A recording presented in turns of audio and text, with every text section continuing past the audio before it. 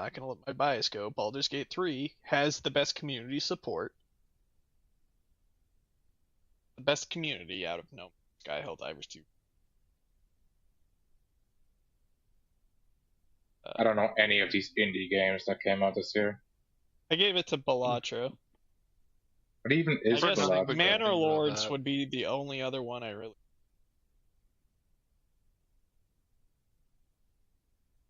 Oh, my best mold. Endless Zone Zero.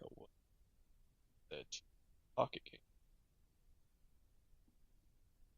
I gave it to TCG Pocket because fucking everything else just not.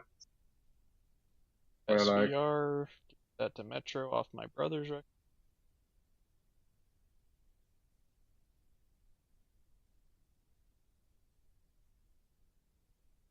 I mean, clearly either Black Myth Wukong or Space Marine at best action, right?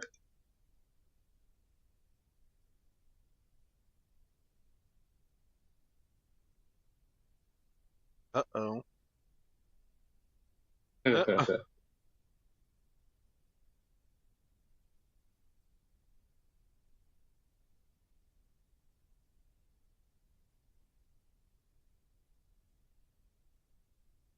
Got him.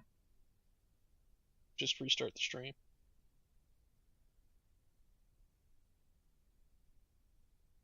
I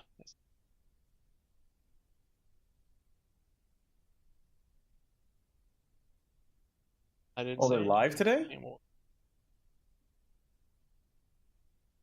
I mean, they were live, but they only announced the nominees.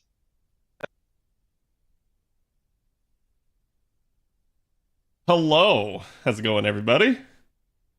Sorry about the late start here. We are doing a cam day because I wanted to do a cam day, and I realized that my camera wasn't working. I don't know why. I haven't unplugged it or anything, but I had to literally like reboot and unplug it and everything to get it to actually function.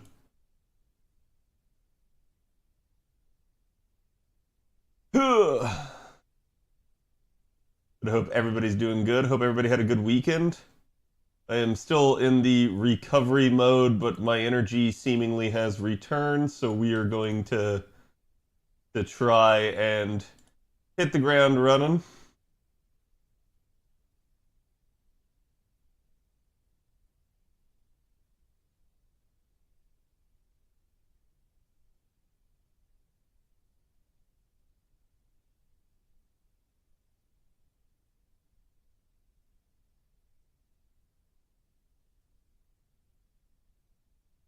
Let me grab yesterday's art.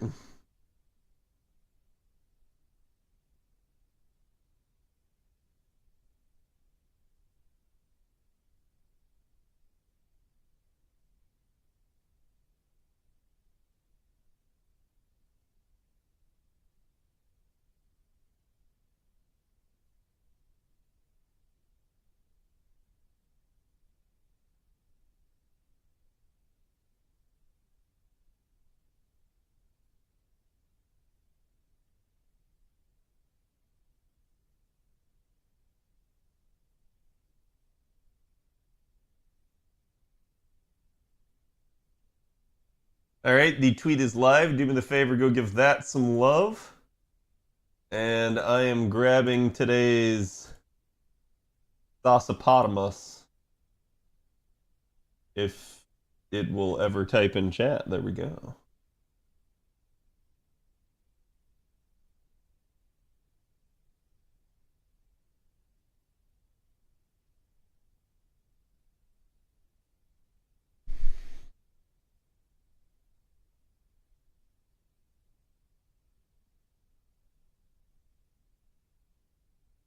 Think I got into 40K this weekend? Nice.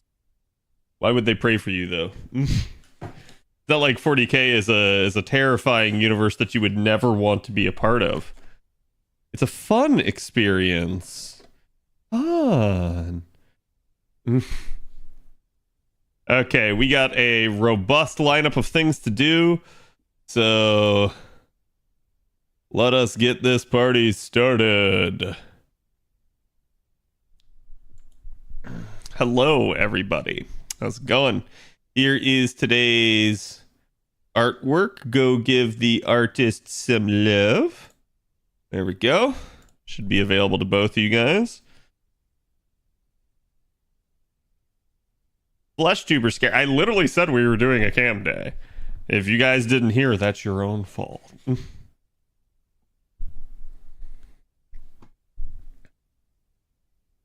CAD face reveal. Oh my god. Yes. I'm sorry. I exist as a human being that is not a fictitious PNG of your creation or imagination. Your wallet will thank you for getting into 40K. I don't think it will.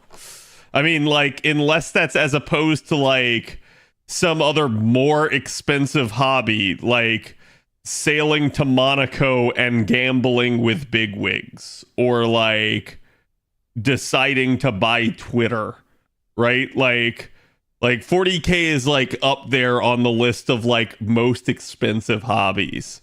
It's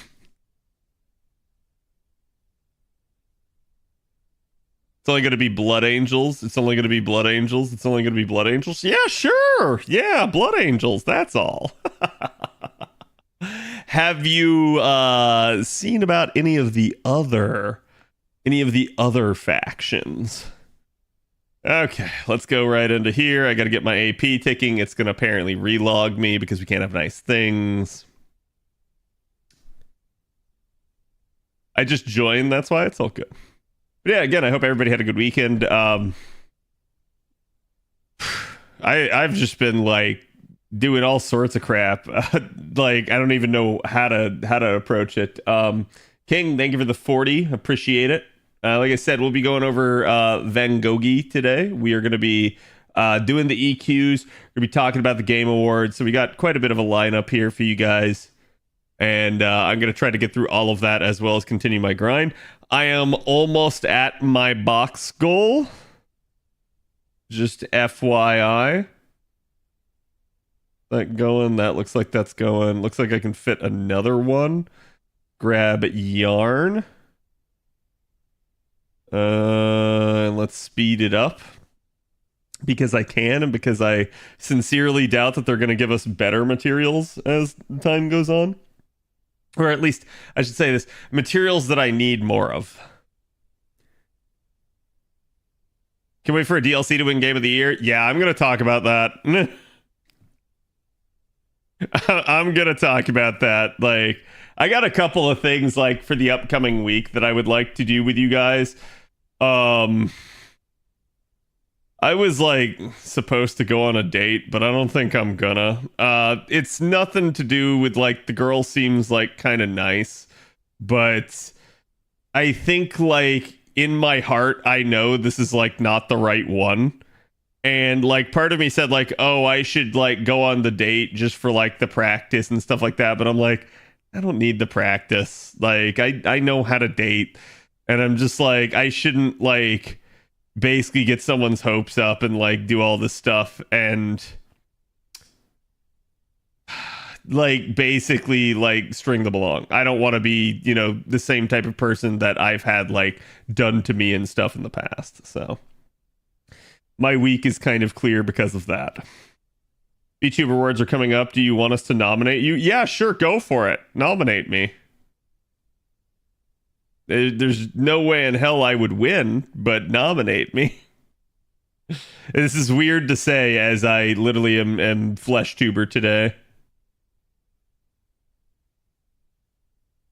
I hardly think Elden Ring is nominated just to fill a spot. I do because there are other contenders that could have easily filled that spot.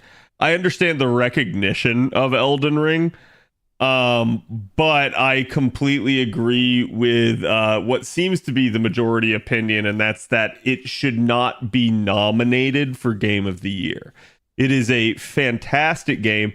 It's arguably the game of the year, but Game of the Year, I think in most people's eyes, is a new game. Otherwise, what's to stop you from voting for like Fortnite every single year, Genshin Impact every single year? Basically like the more popular long running games like League of Legends and stuff like that. Like basically to me, game of the year needs to be a new game, right? FGO game of the year, yeah, there you go. Like FGO game of the year, boom. Even though it's on year 10, right? Like, so I kind of agree with a lot of people saying that like there should be another category. It should be nominated on its own. And I'll talk about why I think it ended up the way that it did. Reverse that real fast. Just don't make a DLC. Yeah, exactly. I completely agree. Right. Same with Final Fantasy VII. I think Final Fantasy VII is in a gray area. I'm way more okay with its nomination than I am with Elden Ring's. But yes, I can easily kind of agree to that as well. I think there should be a separate category for stuff like that. And the reason that you want to do it is so that, one, it doesn't detract from new projects. Because, and hear me out on this, chat, this is the problem that like Hollywood has nowadays, where Hollywood basically go, oh, well, I realized that I just did a dumb, so we're gonna try to blow this sucker out of the water. I just realized I did something that I was not supposed to do right there. I just bricked my my Artoria. So let's pray to God she does 763k to a freaking double defense and special MP resistance enemy. Probably will not because it only dealt about 1.4. Oh, she did. Let's go. Let's go. Maybe the 1.4 that I saw was to the actual enemy. But yeah, not liking something doesn't make it bad. Yeah, I'm not saying like Final Fantasy VII or the Elden Ring DLC. Like, I'm not saying any of those are bad games. I'm saying they deserve their own category. And the reason why is because you don't want to be like Hollywood. You don't want to get in the scenario where all of a sudden, like the games industry is just constantly spamming remakes and they're never coming up with anything new. So that's why you don't give recognition, critical recognition, to something like that. It should not win Game of the Year award. Why? It's not a new game. That's why. That's why it should not win. Right? Like, and I know people will feel strongly. They will be like, oh, but Elden Ring was my favorite game this year. That's fine. That's fine. But the fact remains, Elden Ring came out 2 years ago. So at the end of the day, Elden Ring won Game of the Year 2 years ago. Why should it win again? And people will be like, oh, because the other games are trash. I don't care. Like, it's quite literally, you have to have some morals to this. Otherwise, again, Elden Ring DLC is done. We know this. They've said that. What's to stop it from winning again next year? What, you know, oh, it had a patch. Surely it should win Game of the Year now. Like, no, there's got to be a limit. There's got to be some sort of hard limitation to stop shit like that from occurring repeatedly. And I think it's just that simple, right? It's just having a set of principles that guide it. And people will sit there and say like, oh, but the Game Awards have never had that set of principles or that rule. And I'm like, yeah, that's the problem.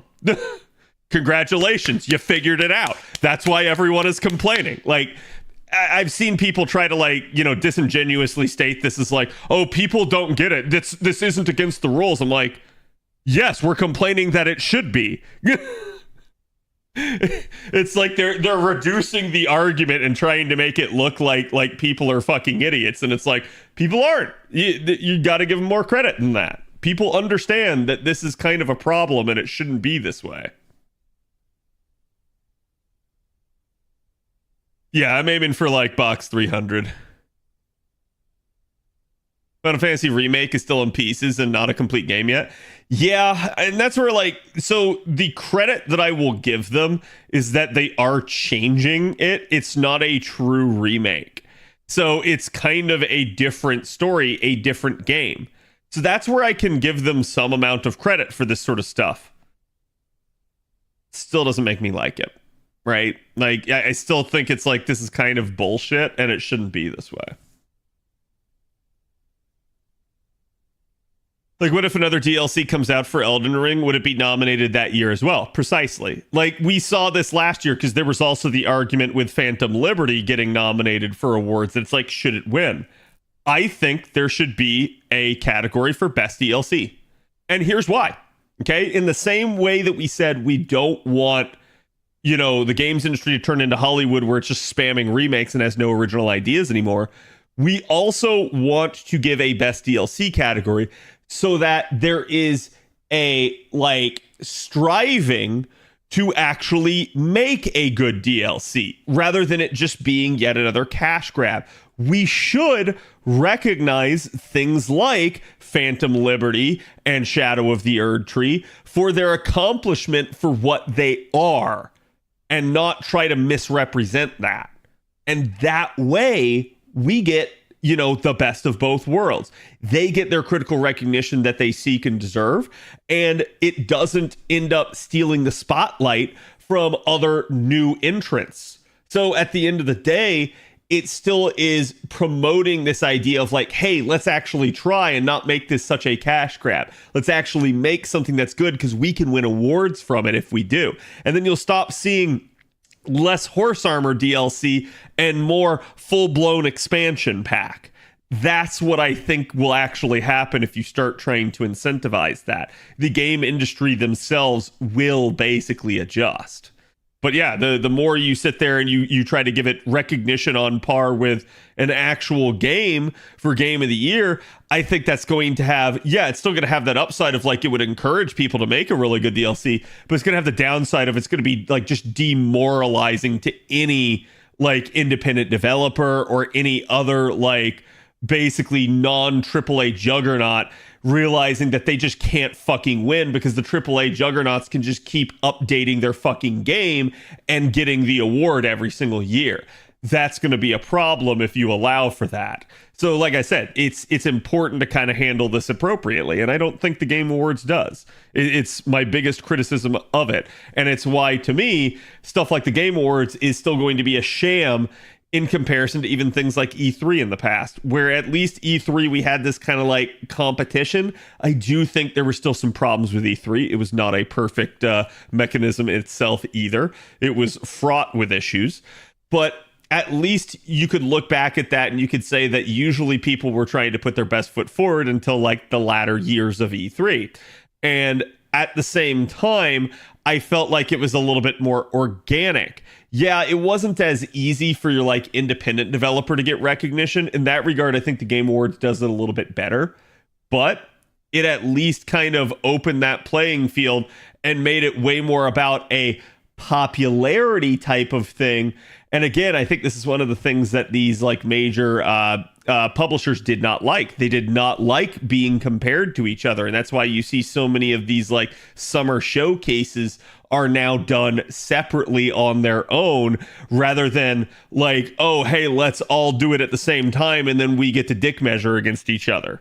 Because I don't think they liked that. I don't think they liked the popular discourse coming out of like, oh, well, you know, basically like EA lost again. Oh, Nintendo won E3, or oh, like Sony won E3 and stuff like that.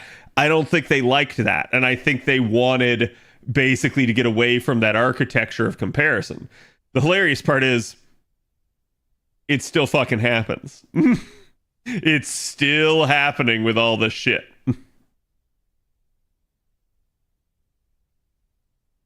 I think there should also be categories that aren't awarded every year. Yeah, I think so too. I actually agree with that, because they were saying like, oh, well, we have to allow it or else we won't have enough. And I'm like, that's fucking bullshit for starters, especially with Game of the Year. Are you telling me that there weren't, you know, oh, if we didn't nominate Elden Ring, there weren't 6 worthy games? I'm like, Helldivers didn't even fucking make it into the nomination. So it's like, huh?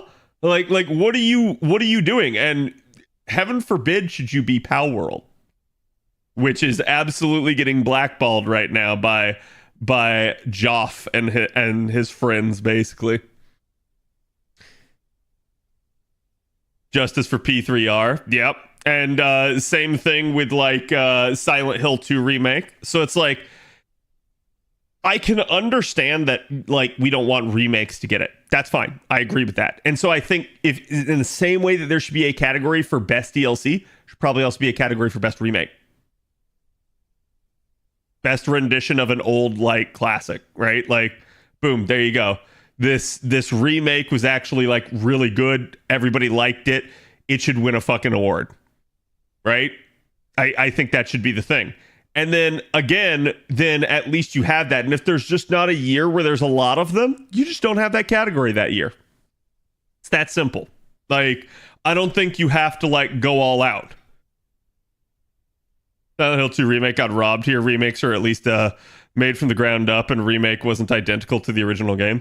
Yeah, that's what I'm saying. Like, in that same mentality, then you could also say that like it deserved the nomination just as much as 7 remake did, because 7 remake was very much the same, where it's also not the same, and it was remade from the ground up. But I still don't think that 7 remake deserves it either. I think they should be on their own. So like, it is what it is.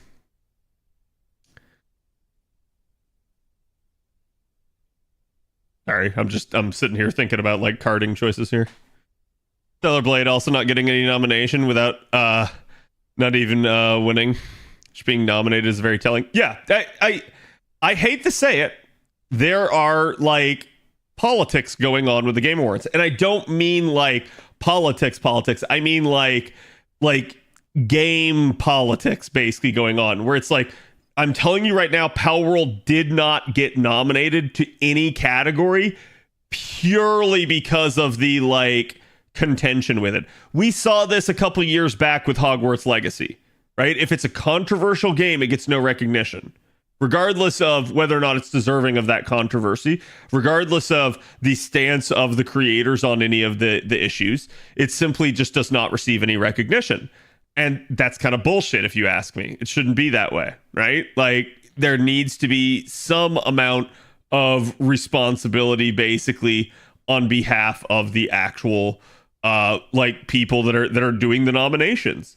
And then they'll, Joff apparently came out and said, like, especially for the Game of the Year award categories, like, by the way, I'm not on this committee. I'm like, yeah, you're not on this committee. You just talk with every single person that is. And you probably told them these games are not eligible.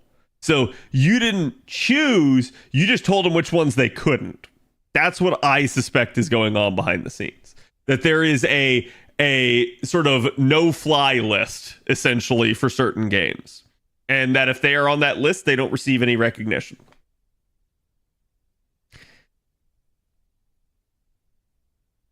Game Awards are as much of a sham as the Oscars. Right. Games should be judged by the game itself and not by the studio, the person involved with the games. I agree. Completely. Like when Pokemon Uranium got banned from the Game Awards also. Did it? That's news to me, but...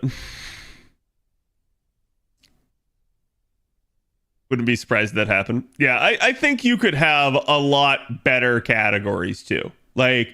because hear me out on this, chat. Do you know what I think should be a category as well? I think this should be a thing, and I think it's way overdue. Best mod. I think that should get its own category. We have fucking esports teams, esports players, esports coaches. Where's my best mod category?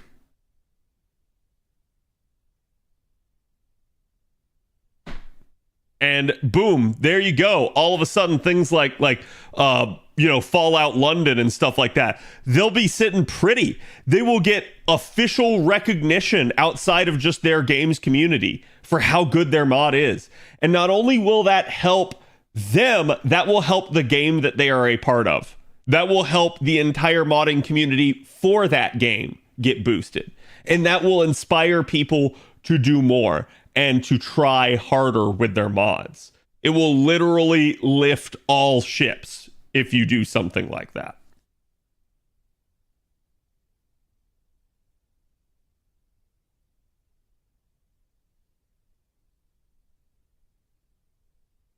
I personally didn't like Pal World, but the fact that it didn't get a single nomination is complete BS. Yeah, like I'm not gonna sit here and say that like I have a dog in that fight at all. So much as like I believe that like every game should be capable of it, and it seems really weird when you have literally one of the biggest games of the year, again by pure numbers, right? Literally one of the biggest games of the year gets no nominations. So at that point, you know, it's one of the most purchased, it's one of the most played, and it receives no recognition. And I'm like, huh?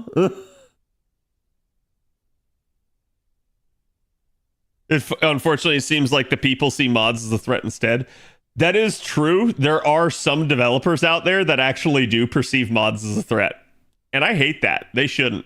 I've seen some mods get really shit on by developers because the developers basically go, oh, you're just using our ideas and our assets. And it's like, yeah? Why didn't you fucking think of it? Why didn't you do it? You know, there's nothing stopping you from working on the side on your own to come up with a mod for a game that you're already working on. Unless they straight up tell you, no, you can't, which there may be some legal issues with stuff like that. But I'm like, there's nothing stopping you from saying, you know what? I'm off the clock. Now I'm going to work on this mod project that I have for the game. And I feel like that would be perfectly fine. So I don't understand why these people get deeply upset over this. Same thing. It's also like you of all people are in a position to like take a great idea that you see as a mod and put it into the game. And you didn't think of it, or you didn't do it, or you didn't lobby for it hard enough.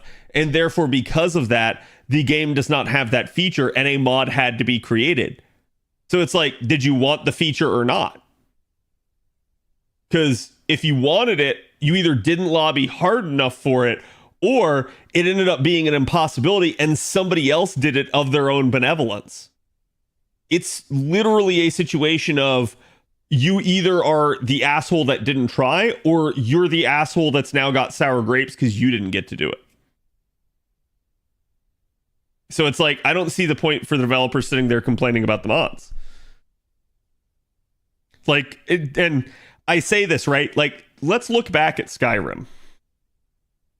How many developers do you think would kill for their single player game to have that kind of longevity due to the modding community? Kill for that, right? And then you have other developers out there that are like, they shit on modders and they're like, nah, these shouldn't be a thing. And it's like, what? It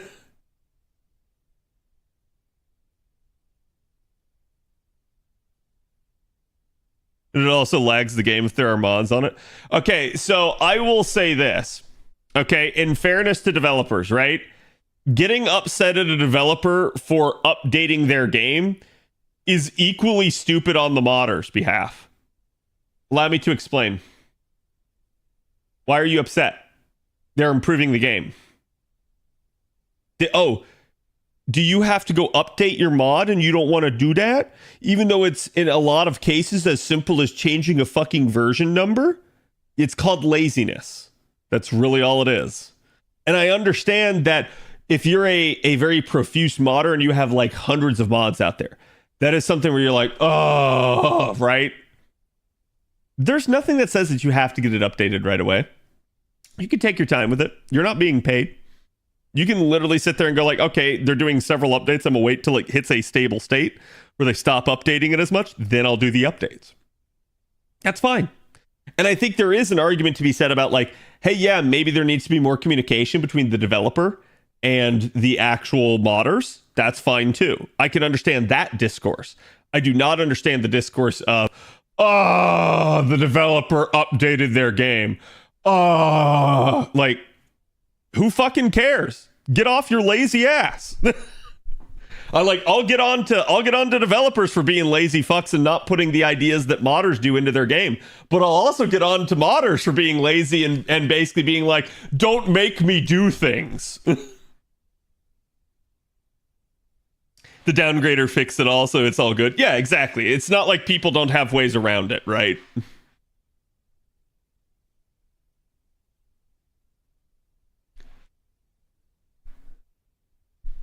I think with mods, I can kind of understand why that category doesn't exist. Oh, I understand why that category doesn't exist. You want to know why?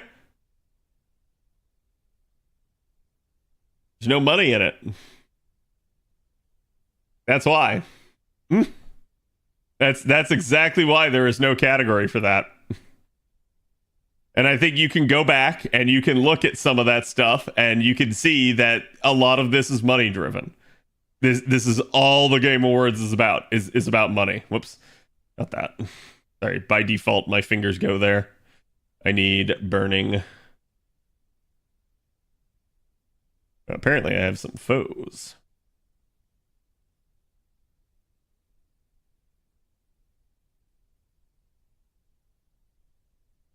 Get rid of like 3 of them. That should put me back under. When I was playing a TTT Gmod mod, I had to update the mods here and there, and whenever the game updated, but overall it wasn't really that much work, and I enjoyed it when my mods worked for people again. Yeah, I mean, hold on. Let me see if I can. Okay, so here's CurseForge, and this is what a lot of people use for like WoW. Okay, I like just updated my mods like last week. There's 5 new mods that need updates. You see, WoW patches like every fucking week. So these modders just know that's the case and they're on top of it. Boom. Immediately. Like, as long as there is not a change that actually breaks their physical mod, they don't care. They just tweak the fucking version number and go. Like, it's that simple. Okay? And that's where, again, I'm going to say, like, when modders get really upset about this stuff, I understand, at least in like Fallout's case, right? Like, it had been a while since they had done it. However, this is also not anything new. Bethesda has a history of literally doing big updates for like anniversaries or anything topical. So like, oh, there's a Fallout show. How much you want to bet that they're going to fucking update the game for it? Like, anyone could have fucking guessed that. I don't think that's that crazy, right? I think we get a 90++ tomorrow and JP finally be done with the OQS stuff. Oh, dude, I'm like so far behind. How many floors are there, chat? Like, because like I've just been like, because it like it's so tedious. Like, basically you sit here and you do this and you have to wait for the animation to play and stuff. And I'm like, I get it. I understand it's like, it's cool and you want to see the animations, but it's like after I've seen the animation like, 20 times, I don't need to see it again. So I'm like, I wish they would let you like tap to like accelerate it or skip through it. I like memeing the challenge rooms. Bro, I literally have just been taking the same composition and just switching who the DPS is. Like, I give no fucks about like the tedium of this event, right? You can see there's not even anything else left on this floor. I assume I just need to like clear out some of the other stuff, and it's the requirement for like story. But especially since I'm trying to stay on top of things, I think we'll just go ahead and we'll do the rest of this. Get my AP down, focus on NA, since we got to do the CQs, we got to do Goghie's analysis, and again, we'll talk Game Awards. I may have to kick the Game Awards till like tomorrow if I can't like actually get to them. It is what it is, but I'm not super worried about that. It's mostly about being dedicated to stuff you release. Yes, and this is actually the truth of the matter.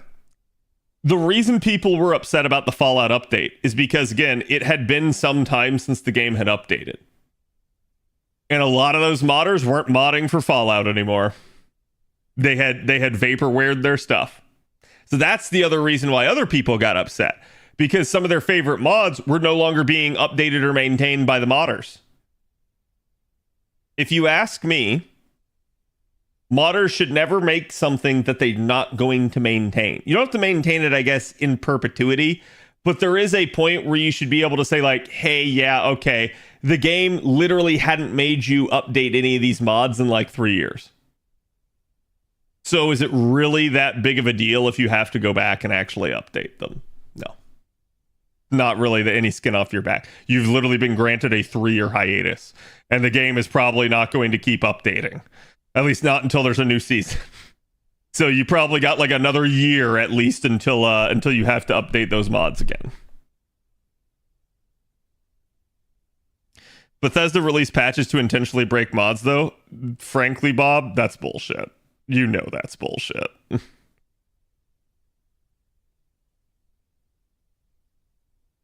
We'll probably end with 8 floors. Okay. We have 2 days left of JP event story. Yeah, I mean, like, I'm not surprised. The event's long, right? This one's apparently lagging the game. Yeah, it probably will be, right? That is a thing. Patches definitely implement instability in some way, shape, or form. But no, I don't know, right? Like, I think at the end of the day, it's okay for a developer to sit there and update their game. People can whine, they can complain, they can be like, oh, blah, blah, blah, blah, blah. Like, why would they do this? But it's like, it's the developer's product. It's well within their purview to do such a thing. Do you have any community nights planned in the future?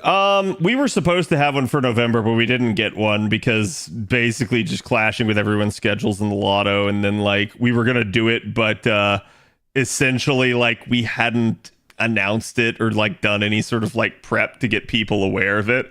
So we didn't. We'll see. I gotta like sit down and talk with Prophet because Prophet's been the one that's actually been like putting those on. So nothing quite like getting an ad for ED treatment as my first ad of the night.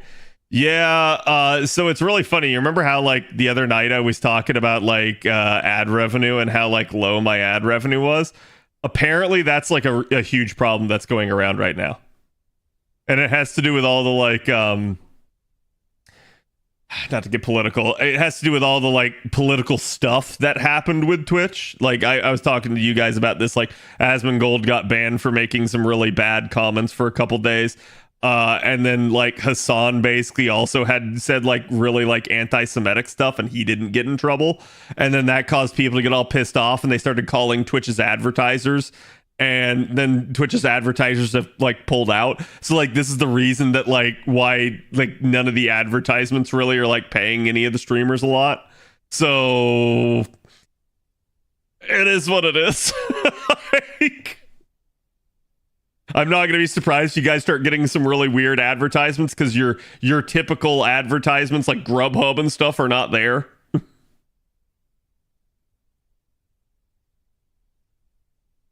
Just too lazy to log into Twitch on my PS5. That's all good.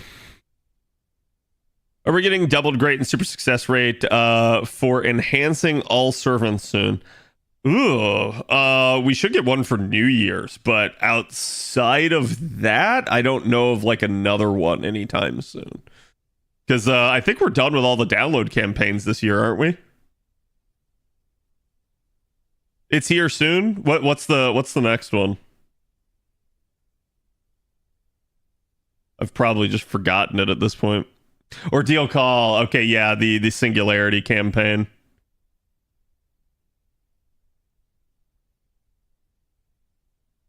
Reminds me of the PewDiePie adpocalypse on YouTube. Yeah, I actually watched a video of somebody like talking about the whole issue at the moment, and they were bringing that up. It was Ludwig. He was talking about how like this is very similar to the PewDiePie situation. And a little bit like I'll be curious to see like does Twitch change some things with that? They have apparently been making changes. Like now, if your stream gets classified as having sexual themes or politics, like actual like real world politics discussion, basically it will demonetize your stream in effect. Like you'll still get like sub revenue, but you won't get ad revenue. So it's really interesting because apparently like this was already a thing with like the hot tub streamers with the sexual themes and stuff, but apparently now it's a thing like going forward with politics as well, which a little bit like good. I think it's like if you're talking about something really like really like topical for current day modern politics, you know, I can understand a advertiser not wanting to be associated with that sort of stuff. I don't think it's something that's really that necessary, but I think it's just me being a realistic person here and understanding that this is just the way advertising agencies are. So it's like, I can understand that that's if rather than get the entire website in trouble and make no ad revenue for forevermore, that's okay, like, you know, what's the word I'm looking for? Like temporary solution, or not even temporary, just halfway solution, right? I think that sort of thing is good. I think it's better to at least like say like, hey, okay, we can separate this group out rather than punish everybody. Compromise. Thank you. Yes, that's the word I'm looking for. Any guesses on Thanksgiving matter? Oh God. You know, we used to do the Thanksgiving prediction stuff and give out like gifts and stuff whenever somebody got it right. And we kind of stopped doing that because like the person that won was like the person that got like 3 out of 8 possible banners right, because it's like impossible to guess at this point. Like NA just does crazy dumb shit with that banner. So Gil, yeah, it's funny because like Gilgamesh has almost always been one, and then like that year there was like nobody that got any of them right. People had to just get incredibly lucky to even get the 3, and I think there were only like 2 people that got 3 right. Everybody else was 2 or less. Completely random again, especially with NA doing all these special banners now. Yeah, and that's the thing. Like we're coming to a point where there are so many banners flying around. Like NA is already at this point, and this started again 2 years ago plus on JP, that now we are starting to get extremely frequent banner occurrences, such that like just about every single limited SSR usually gets a banner every year. That's going to make it difficult to predict something like that, right? Like where you're just sitting there and you're going like, oh, well, you know, it could be anything. And the reason it could be anything is because like virtually everything's had one. So, I mean, it may be possible to look and say like, okay, as of like Thanksgiving, who are the units that, are going to go the longest? Like basically they have not had a banner and will still continue to not have one for the longest amount of time. And maybe say, maybe some of those, but they still might not do that because it may be units like, again, like Arcuit or something where they go like, oh, hey, you know, like this is kind of a cash cow for us. We don't want to let this one go easily, right? It was me. I got everything right on the Thanksgiving banner. No, you didn't. Like I said, there was nobody that did. I have to just save because Burrito took my 600 Saint Quartz, and while I got my CEs and 4 stars, I didn't get her, so I have nothing left, so saving time. Oof. My condolences. Remember people getting bailed out with the second Reigns banner? Yeah. Yeah, we've had a couple of bailouts, so maybe that's another one. Like maybe we start to see, the problem here too, and this is weird, right? We basically have like almost all the meta supports coming back here. So we have like Koyanskaya, Oberon, and Castoria all within like a boom, boom, boom period. So maybe it'll be someone like Scotty, right? Like maybe they'll throw one of those in there because that way it'll kind of complete the like roundabout there. But who knows?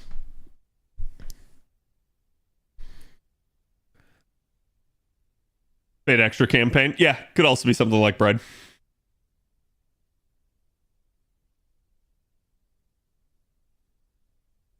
Oh, Bride has one in December. Okay, well then probably not Bride. Assuming she gets that one. Rolling on Castoria on alt accounts tomorrow. Summer Scotty? Yeah, who knows, right? Like, there's nothing to say that they couldn't do something like that. So. Let's quickly spin down the AP on NA. I am finally at plus 11, chat. I got 1 drop today. And that 1 drop, basically, I had been running 5 slot with this comp and doing damage C and just not pressing all my buttons. But I finally got the drop and it put me back at 6 slot. But Oh no, sorry, I did get 2 drops because I got one right after I got home as well. So I literally am like sitting on like 3 more drops, I think, for max bonus. But like, I'm gonna be real with y'all. I'm very unlikely to hit it. It's just I will probably be done with my 300 boxes before I hit max bonus. So this lotto has not been kind to me. One short of MLB for 30 boxes? Oh, that's nothing. Like I said, I didn't have my first MLB before 60 boxes, so...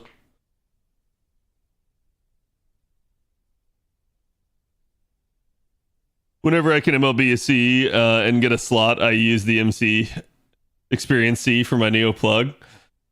And I don't. Like, my Neo plug just auto-completed itself this lotto. There was nothing I really had to do with it.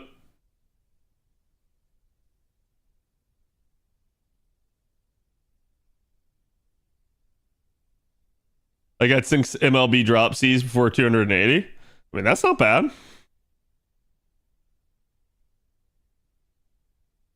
Unless you mean like 6 including the support, then it'd be 5 MLBs, and you would be basically in the same situation that I am, only like with 3 more drops than me. Got 3 drops in an hour on Saturday. Yeah, I just have not seen drops. Like, this lotto has been very, very oof. So, chat, let's calculate how much we're at. I'm at 163, 315. So that is 272, but I've also opened 15 boxes, so we're at 287. So I literally have 13 more boxes to go and I'm done. I will literally finish this probably either tonight or tomorrow, depending on how much time I have to actually farm. So, like I said, I gotta be honest, I have not really been like trying too hard. Basically, since the 3rd round dropped, I've just been kind of coasting, and it's been easy because this lotto has not made me had to go hard. Again, lotto farming in general is a lot easier nowadays, especially compared to the way it used to be. Is this lotto C worth keeping after the lotto? Your answer to that should always be yes, since they have literally brought back lottos before. Like, you can get rid of it, just don't say I didn't warn you. Throw it in your second archive.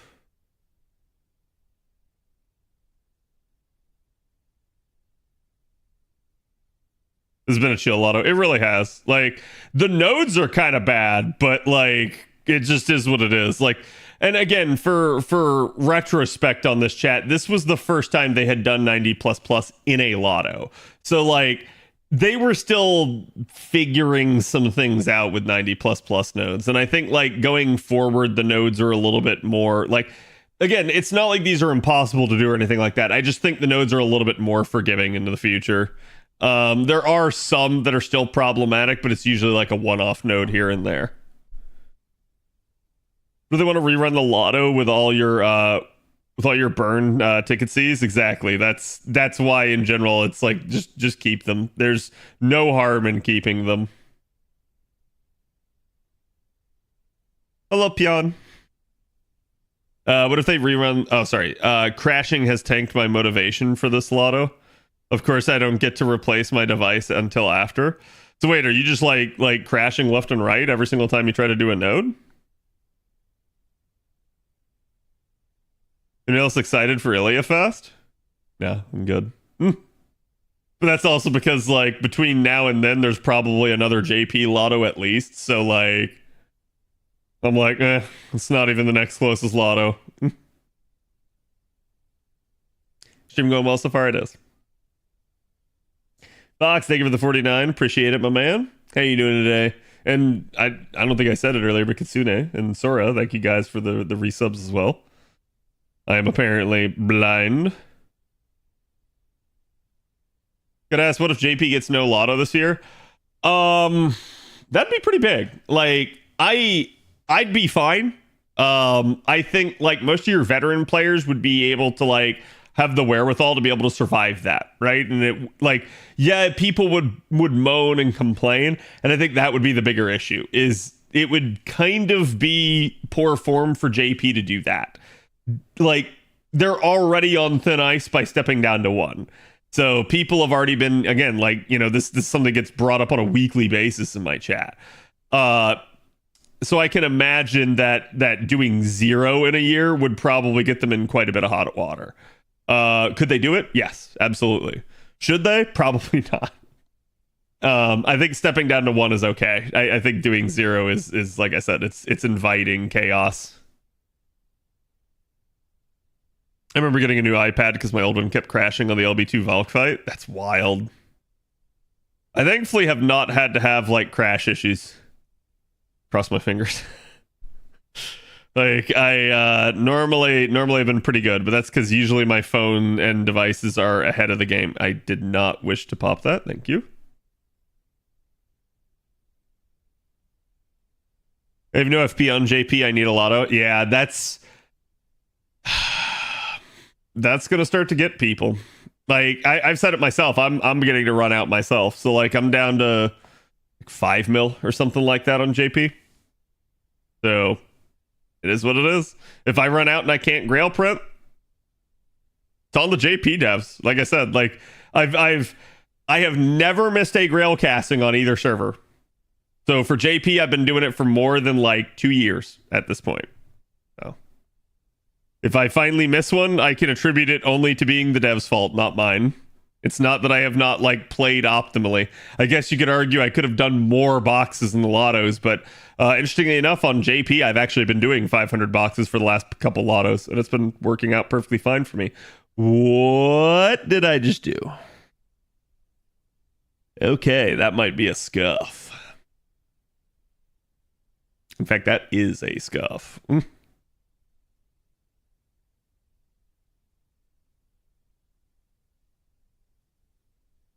Morgan got some extra charge a little bit.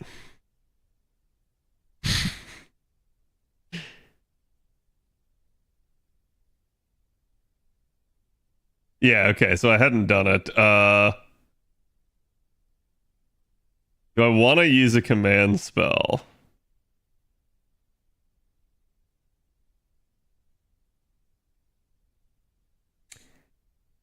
Yeah, I do.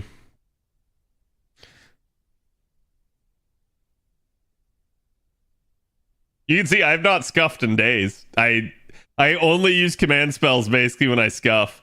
But I had gotten them all back, but well, they gone. Because there was a point where I had 0 command spells left. I think it was right after this node first began, because I basically was testing out different things with the comps and ended up doing an oopsie a couple of times.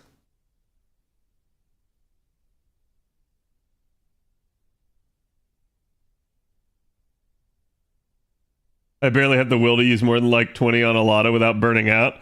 I feel you. How I usually handle it, Sheep, is I usually go and like I'll turn on like a TV show or something like that. So I don't know if you guys can tell, but like I am playing on my phone that I'm like not looking at because I'm looking at the screen. But I have learned to be able to like look at the screen, as you guys can see, and use that to like map my finger presses. So I can literally play technically without looking at the screen at all. That's a learned thing. But like, even still, usually what I tell you guys, like, put on some anime, put on some like Netflix show, put on a movie marathon, like go watch Lord of the Rings, the director's cut or some shit. Like, basically just sit there, veg out, watch a bunch of stuff, and grind. And it's the easiest way, because eventually your comp becomes like muscle memory and you take your mind off of it. So it becomes way less like burning, as like you're like, oh my God, like I can't force myself to do it. Just don't fucking think about it. Just do something else while you're doing it. Hello, Peaceful. How's it going? I don't use all apples on one day. Yeah, that too, right? Like,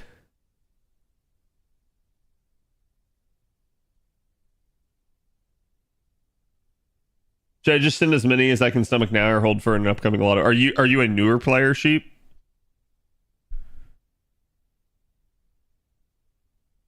Or are you like a more veteran player? I turn on CAD to play the Lotto, so I have some. Yeah, I've talked about this before. And this is why, like, I actually haven't been doing nearly as much grinding on stream with you guys this time around because, like, there's not much of a point. Like, you watching me grind the same node that you yourself are grinding is going to burn you out to a degree. Like, because you're seeing the same shit over and over and over again. So it's like a lot of the times I try to do like alternate stuff with you guys. Definitely on the vet side of things. Yeah, I mean, it's up to you, right? Like, there are future lottos that might potentially have better resources. My advice would be to go look at like Iliafest and see the resources that those boxes give and ask yourself if you need those more. In general, it's a good idea to like get some grinding done and like advance your account if you need to. But if you're confident in the state of your account, you don't feel like you need to do that much grinding, it's okay to stop. Like, we're in round 3. You've probably gotten a few boxes already, so it is what it is. It's your voice. It helps a lot. Thank you. I'm glad to know that I have a face for radio. 200 bucks is enough for me? Exactly. I need a dust lotto still. It's not happening, Avalon. You know that. You have clairvoyance.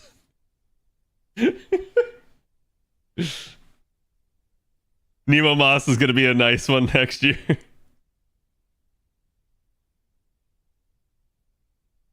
A mid game, I'm farming QP. I need that more than the materials. Yeah, I mean, and I will tell you guys this, because I've seen people, for instance, that are like, oh, I'm gonna do this so that I can 120 my unit. Chat, do not grind a lotto just to 120 a unit. Why? Because if all you care about is the embers, you are more efficient to go do like literally ember grinding at 40 AP per and get 5-star embers instead. So yeah, it's okay if that's like one of your goals from grinding the boxes, but you better be getting more than just the embers. You better be getting like QP, mana prisms, FP, like all of that needs to matter to you. If none of it matters to you, don't do it just for the embers, because it's just 4-star embers. They're not that efficient. Honestly, I'm not focusing on your farming when I tune in. I see. So you're staring into my eyes. Paper, Bone, and Fang Lotto. You should get some of that upcoming with Iliafest. Iliafest is bones, fangs, and chains. I have a mighty need. Exactly.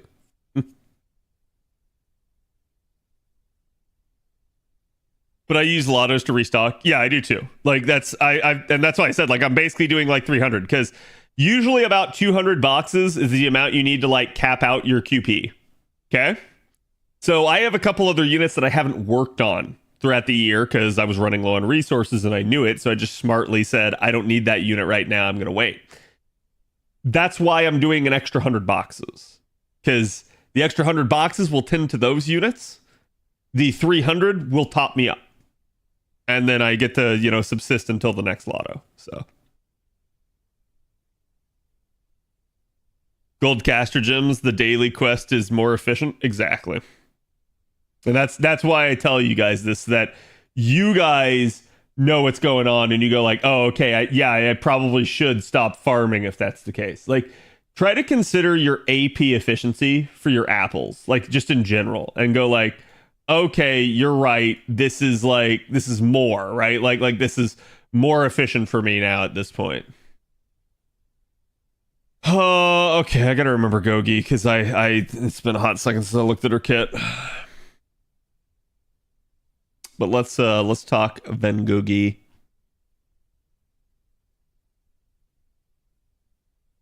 Right.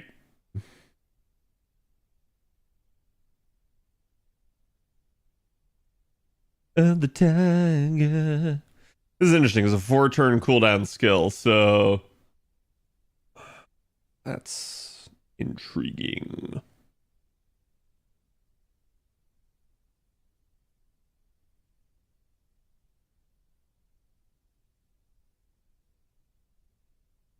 Yep.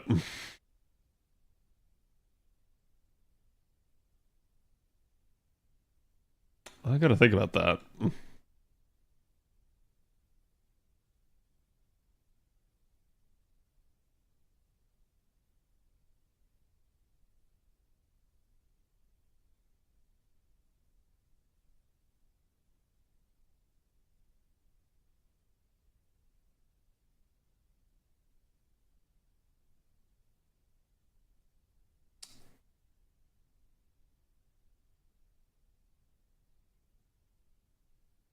Yeah, I still wouldn't be able to without 10% here.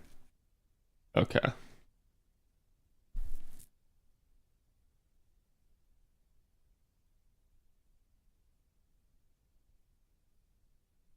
Yeah, sometimes skill cooldowns make me have to like sit there and think about like, can I do a different comp?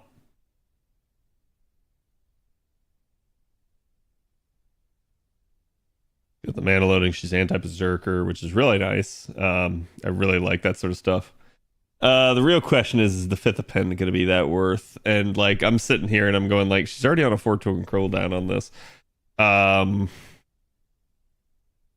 Like you don't.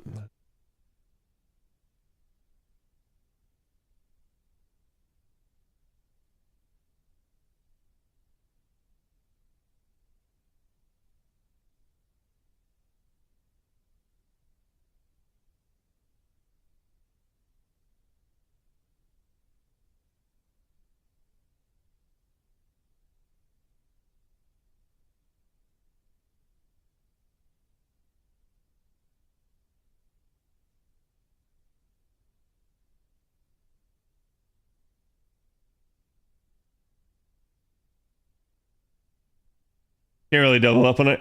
Yeah, it's like if you could make it permanently 3 turns, that'd be great. You could, in theory, pop it every turn, but because it's just the first time, like I don't really see a actual value there of the fifth append on this. I mean, you start getting with really low cooldowns, it starts getting kind of fucky, and you have to sit there and think about it. I would just like to say I fucking hate 40% stun chance. Please stop putting that on units. Give us something higher or not at all.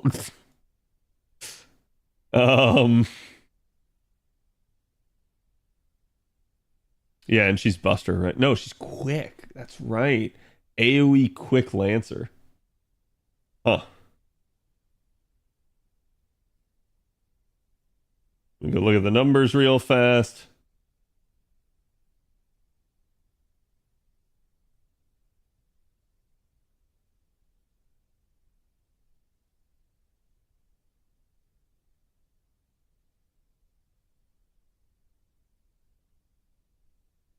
Okay, that's not bad.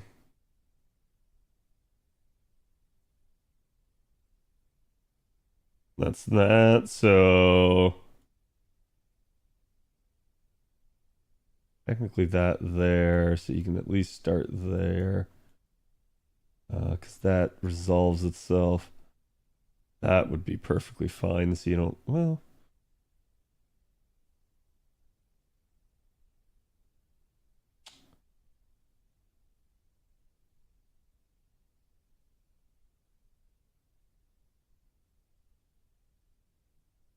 Wait a minute.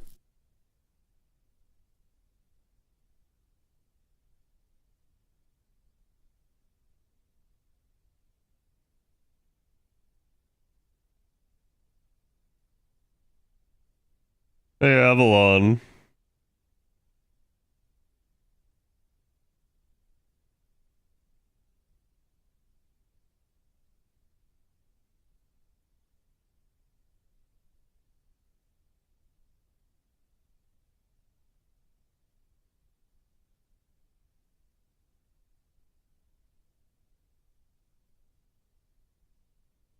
I don't think it will, but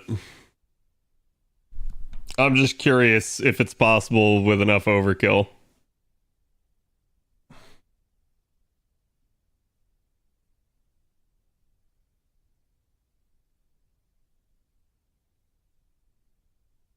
Well, Brito did just get an NP interlude, by the way. 40% is really 50%. I wish. Yeah, see if you could make it work with one. I don't think you can. Like, because it's kind of predicated on the 30%, and I don't think that's possible. But I did have that thought. You might want to try it maybe with something that's like not Black Grail.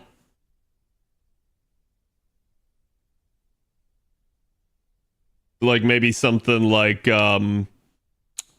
chocolate whatever, whatchamacallit. The Valentine Scotty.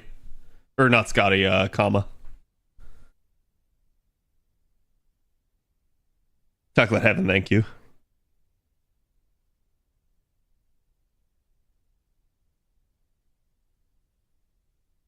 Fondant? No, fondant is the 50% with that anti-divine? I feel like that's anti-divine.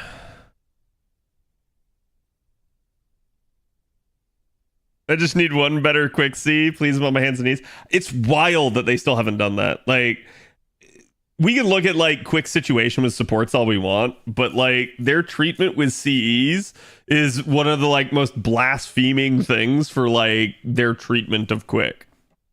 Like they have this like fear of quick, it feels like. Sorry, Chad. I'm just asking Avalon to run like one number for me.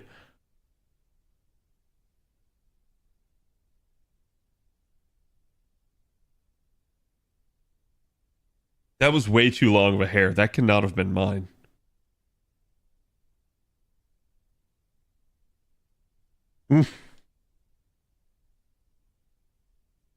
Opened up my cookies and there was a really long hair in it.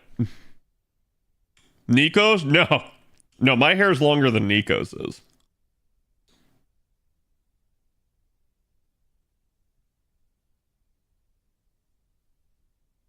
I just realized no VTuber avatar tonight. What are you talking about? This is my new VTuber avatar. D, I'm 2D. I can only do like this. I can't move it all.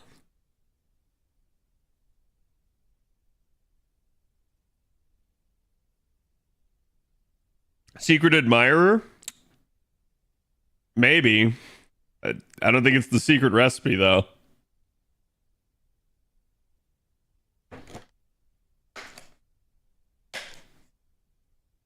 It's so realistic. Yeah. It's even graying. You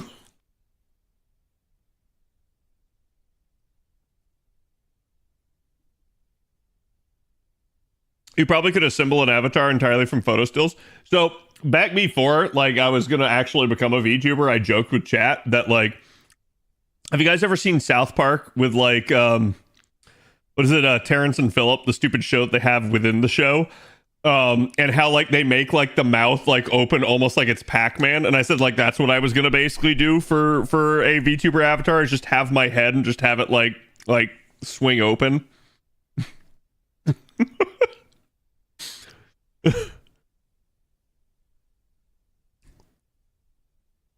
It's all the Canadians, exactly. Don't you know, eh? The drain screws the two. Okay, yeah. I just wanted to be sure that you had checked that.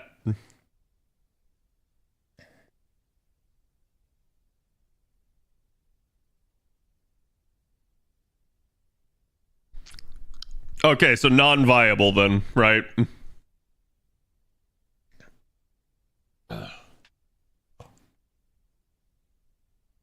All Canadian people do that. Ike too, especially Ike. What, you're saying that all Canadian people's heads open up when they talk? That's wild.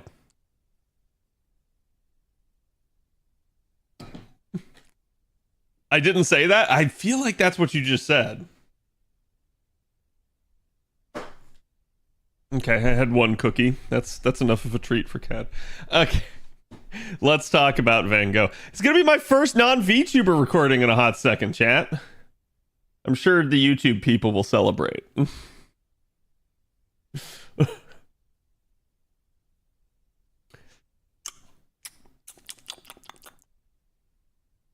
Actually, do we have another anti-lawful Lancer? I don't believe we do.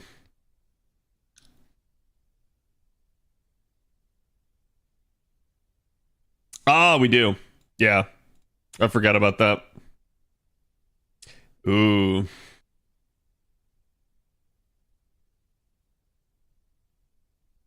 Avalon, can you run me the numbers for Miss Wild Hunt? Just for comparative sake. It's the only other one I'll ask you for. Just give me whatever her best comp is.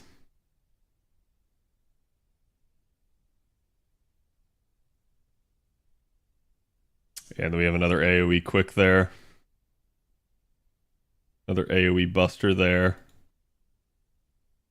Ooh, another AoE quick. Okay, there's been a couple anti-lawful recently. I had forgotten about, and I don't know how, but I had forgotten about, friggin' Summer Suzuka.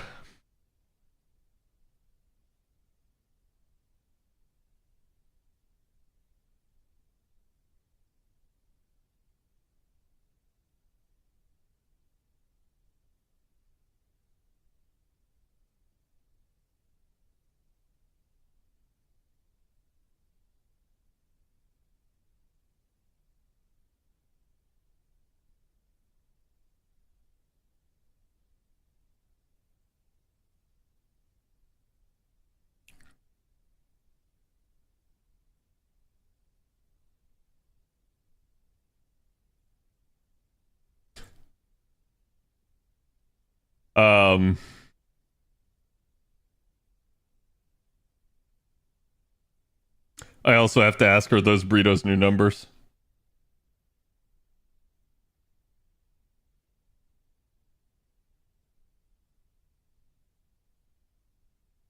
Oh, they're not. I see burritos new numbers.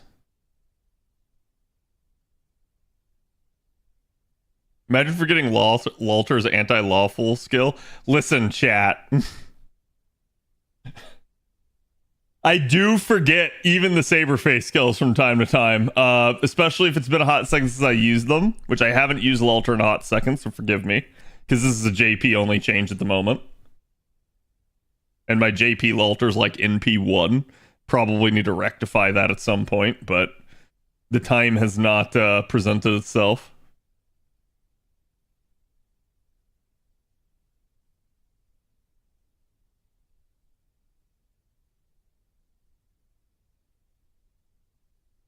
I the Pope? I don't think you the Pope. Sha-da-ba-da-ba-da-ba-da.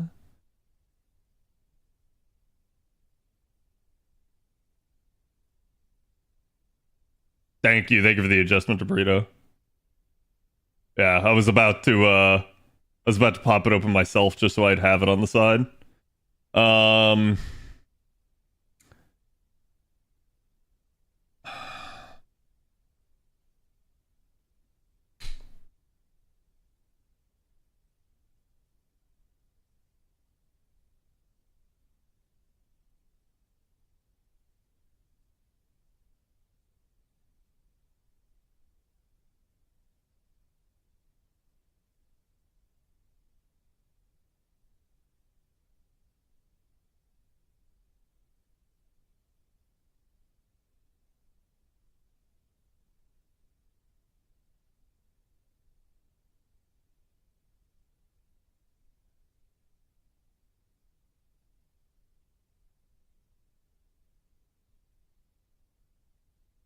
Okay, grab that. I didn't look at her bond. See, let me take a quick shot at it. The deepest lump.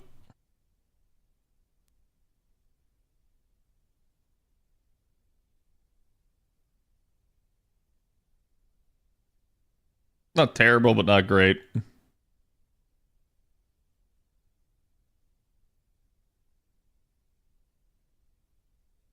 Okay, I'm gonna go ahead and start. I assume Avalon will get me that. All right.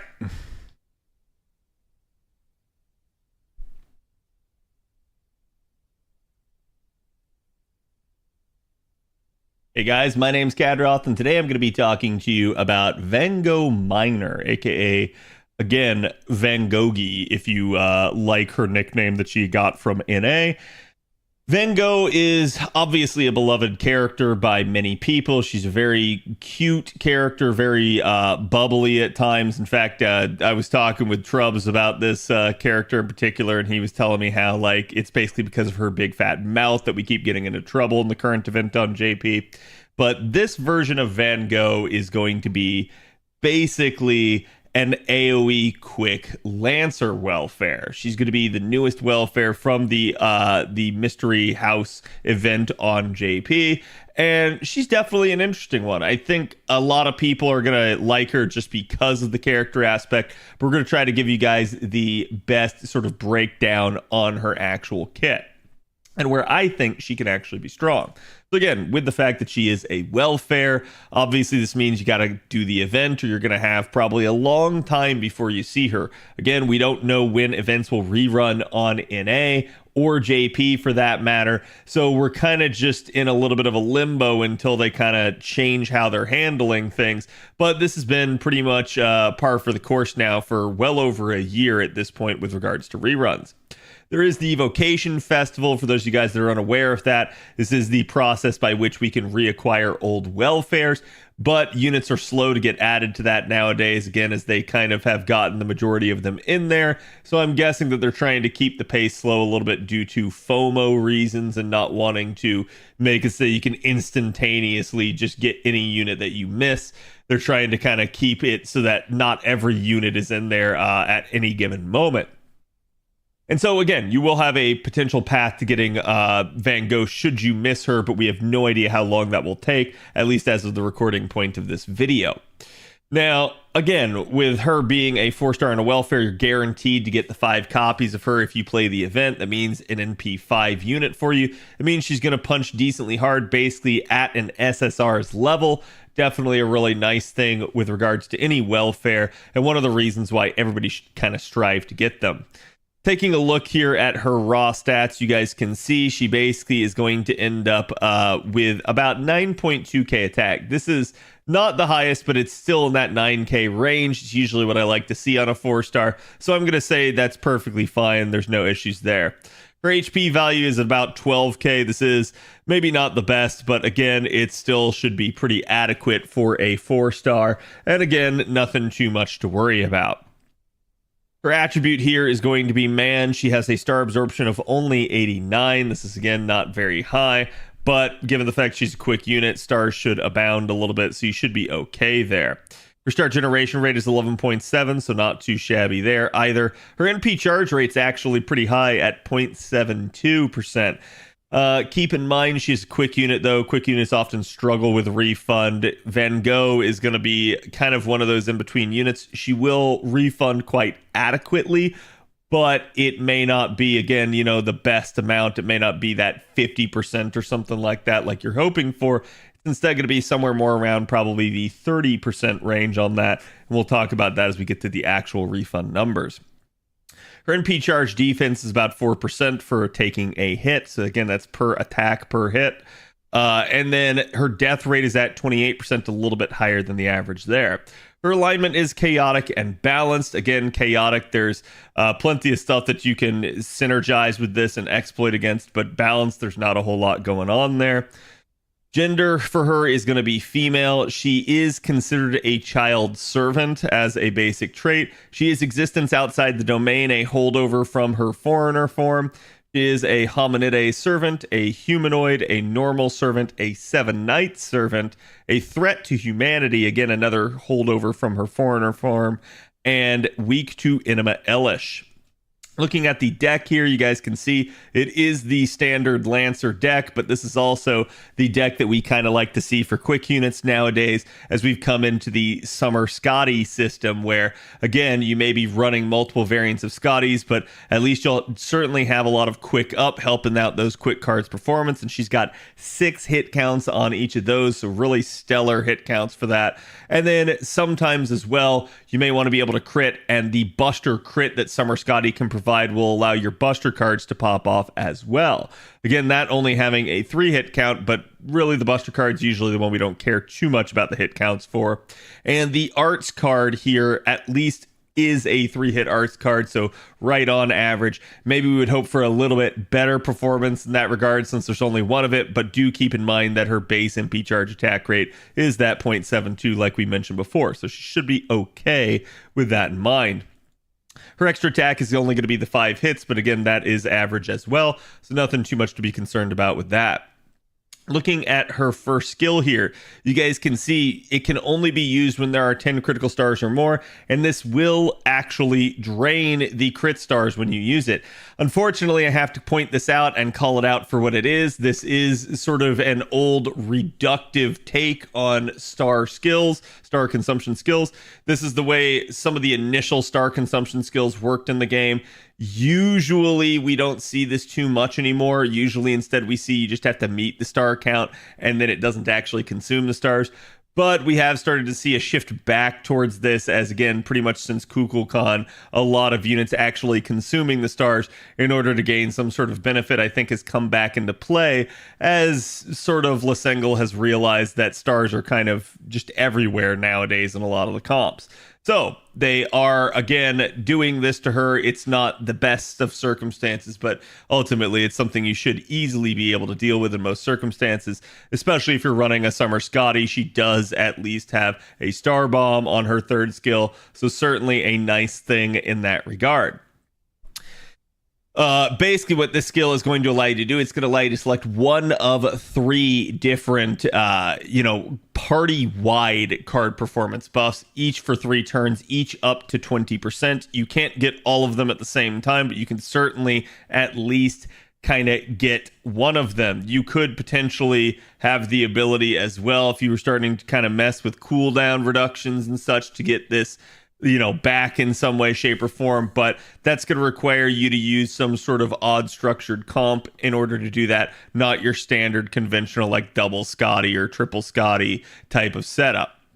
So again, it is up to you to determine how you want to structure things for Van Gogh. It may be worth it in your eyes, especially if you're trying to get somebody else to have a little bit more charge, but ultimately, or not charge, card performance, but ultimately at the end of the day, you're just probably going to get this the one time. So my advice would be, especially in her case, to probably select the quick up. Again, this is going to benefit not only her carding, but also her NP. And then on top of that, it's also going to increase the party's NP generation rate for 3 turns of, again, up to 20%. So nothing too amazing, but we've actually talked about this before, the relationship between NP gain and NP rate that the buff can provide, and quick units. A lot of the time, your arts units, it's nice for them to get it. They obviously pop off quite a bit, but quick units really seem to feel that NP gain rate adjustment, partially due to the fact that they have naturally lower NP gain than something like the arts cards do. So again, a really nice thing that she has. This does help out her NP refund. All of this on a 4-turn cooldown, as we mentioned before, making it relatively low and something that you'll be able to get back to relatively fast if you've lowered the skill. Her active skills here for number 2, we're going to have basically an increase to her own HP. This is kind of why I said the HP value at the beginning wasn't the biggest of concerns, because again, you have basically a self-heal of 3,000. The cool part with max HP is you can kind of just use it whenever and it won't be wasted. So again, if you have to pop this turn 1, even when she hasn't expended any of her health, this is immediately just going to add 3,000 health to her. So certainly the 12k health value will bump up to 15k.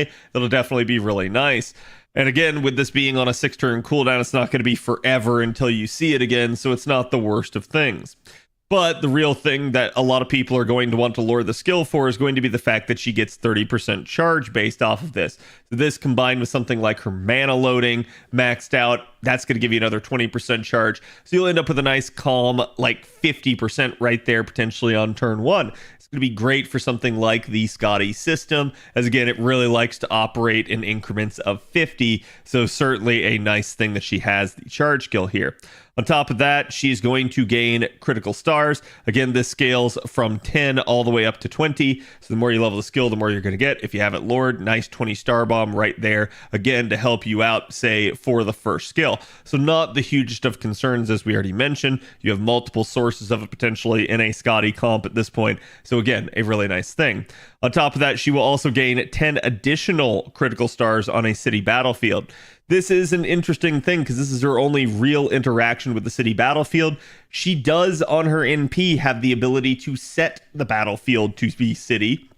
It is, however, a weird thing given the fact that you would need to have already NP'd or be on a city field already for you to be able to take advantage of these extra 10 critical stars because of that. But it is what it is. And again, you don't have to worry about it too much. Usually you have plenty of stars to go around in a quick comp.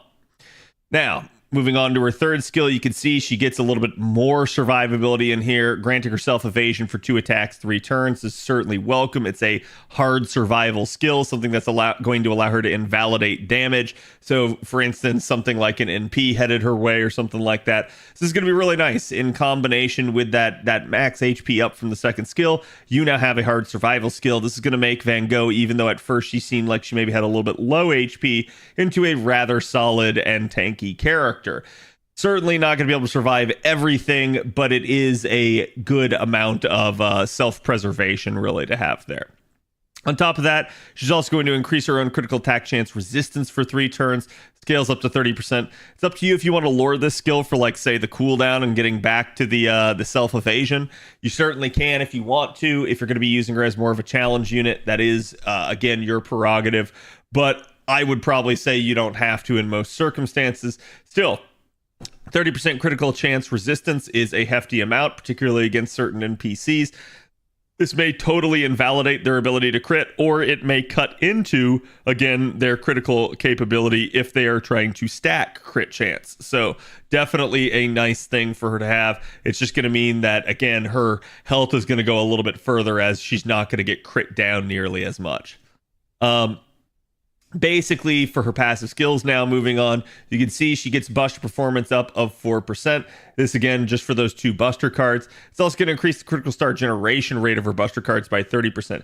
It's actually decently sizable, and this is why, normally I say the hit counts for your Buster cards aren't too big of a deal, because hit counts usually impact, again, NP generation, of which the Buster card is the least, and star generation, of which the Buster card is the second highest. So not the highest, because that belongs to Quick, but it is the second highest. This bumping that up by 30% certainly help out the performance of those Buster cards. So the fact she has at least 3 hit counts on them, not a bad sign. And again, certainly something that will help out the performance of that card overall. Existence outside the domain is, again, the foreigner trait. She has a D rank of it, but she's still going to get 2 stars every single turn. So even more kind of to include into this quick unit's composition.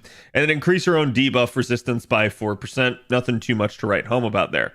And then self-portrait as a sunflower as a unique passive skill here. Increasing her own mental debuff resistance by 30%. So this can definitely be sizable. Can help stop some of the nastier charm and terror-like effects. So definitely a nice thing in that regard. Certainly not going to make her immune to them or anything like that, but having 30% extra is very, very good. Looking at her pen skills now. Again, I already recommended to you guys get the mana loading. It's going to pair really nicely with that 30% charge skill, so that's going to be my recommendation for your first one. But since this is welfare and you should get all the coins that you need by virtue of the shop and bonding the unit, there's some other stuff we can do here, particularly the third append, which for once is actually a good one, as she has anti-berserker attack damage aptitude. It's a really, really nice one to have on a welfare where, again, like I said, you're guaranteed to have the coins. This is just pretty much a freebie. You can definitely unlock this at minimum, even if you choose not to level it up, and she will, just for unlocking it, get 20% extra damage to berserkers. So certainly a really good one, and probably the second one I would go after. With regards to her 4th skill, this one can also be good. Same thing with the extra attack finesse. The 5th skill could be good if you're using her in more of that challenge environment, but again, not really got a whole bunch of applications, given the fact that she is a quick-oriented unit and probably not somebody likely to be used in a cooldown-oriented scheme. It's up to you. You can certainly use it if you feel like you'll get mileage out of it, but my advice would probably be to focus on the 2nd and 3rd, and then maybe something like the 4th to get that extra little bit of crit damage. But again, totally your prerogative as to which to go to next. Looking at her Noble Phantasm now, you guys can see she has a 4-hit AoE quick MP. Again, not stellar hit count here, but given the fact that she has 30% charge, she has, quick up potentially in her kit and NP gain in her kit. This actually does go kind of the distance a little bit here. So you can see it basically is going to deal damage to all enemies. It's going to deal super effective damage to lawful alignment enemies. Again, super effective means that it is multiplicative with every other source of buffing. So this is really nice. That's what you want. You want multiplicative, not additive. Multiplicative means that it'll get stronger than the sum of its parts, basically. So again, the fact that super effective modifiers are always multiplicative is really, really good. Don't confuse this with a power mod. Those can sometimes appear on NPs, but again, this is a really, really nice thing for it to have. Lawful alignment's not a super common niche, but there are quite a few units out there that have it, including another unit of the Lancer Corps there. Lalter now has it as part of one of her skills, but admittedly, that is just a power mod compared to Van Gogh's super effective modifier here. She does have a 40% chance to stun them. This is not the best. Again, I'm not a huge fan of having really low percentile stun chances. One thing if you had like 60, 70%, at least that would be happening reasonably often. But at 40%, this is so low that you're going to go like, hey, I never know if this is going to land or not. So like, I just kind of have to assume that it won't. So don't count on it. Don't rely on it. If it does happen, it happens. Again, it may save you an enemy's rebuttal to any of your attacks if it does go off. But my advice is when it's such a low percentage, just don't rely on it. And you should be fine as long as you do that. Interestingly enough, again, as we mentioned before, her NP will add city battlefield status to the field for 5 turns. There's a little bit of key language in here. Add city battlefield status to the field, basically. This is going to function like Arcuid's Millennium Castle battlefield. It's going to go up in the upper right. You can see Fandom's nodes on it, basically indicating that it's active. Tapping on it will also show the duration, so it's not going to be on Van Gogh herself. It's going to be up in the upper right. It's going to be independent of her because of that. And then because of that, it cannot be removed because it's not attached to her. It's stackable if you use the NP in successive alternate turns. Unfortunately, this will probably not have any real benefit, but it's there. It just begins another buff cycle. So it's not like it's a unique buff. And basically once it's up, it has the 3-turn duration or whatever, 5-turn duration in this case, and then it'll fall off. Essentially, every single time you NP, this will start a new 5-turn timer. So definitely nice in that regard.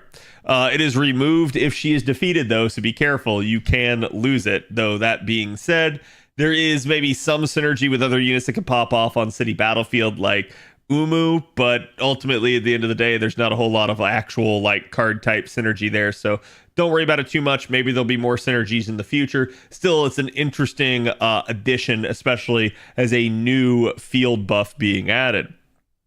Her overcharge effect increases her own NP damage, activating first.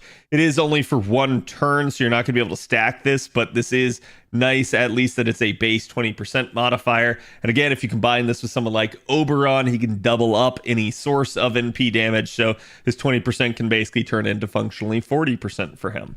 So really a nice sort of setup there. Let's go ahead now, though, and let's talk about refund scenarios. So essentially with 2 times Summer Scotty against archers or neutral targets, we're going to be looking at essentially at 0 out of a possible 12 overkill hits for 3 enemies. We're going to be looking at essentially 26% refund. This is not a good number. However, if we can get this up to even 3 out of 12 overkill hits, aka you have basically killed each of the 3 enemies, because you will get 1 hit of overkill just for that.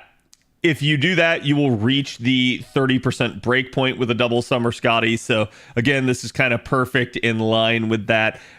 Basically, Van Gogh should be able to easily reach that nice 30% breakpoint. It's not going to be the 50% like you hope for a lot of the times in the Scotty system, but 30% is not a bad number either, since there's a couple of units out there that can provide an additional 20% at times, including units like Oberon.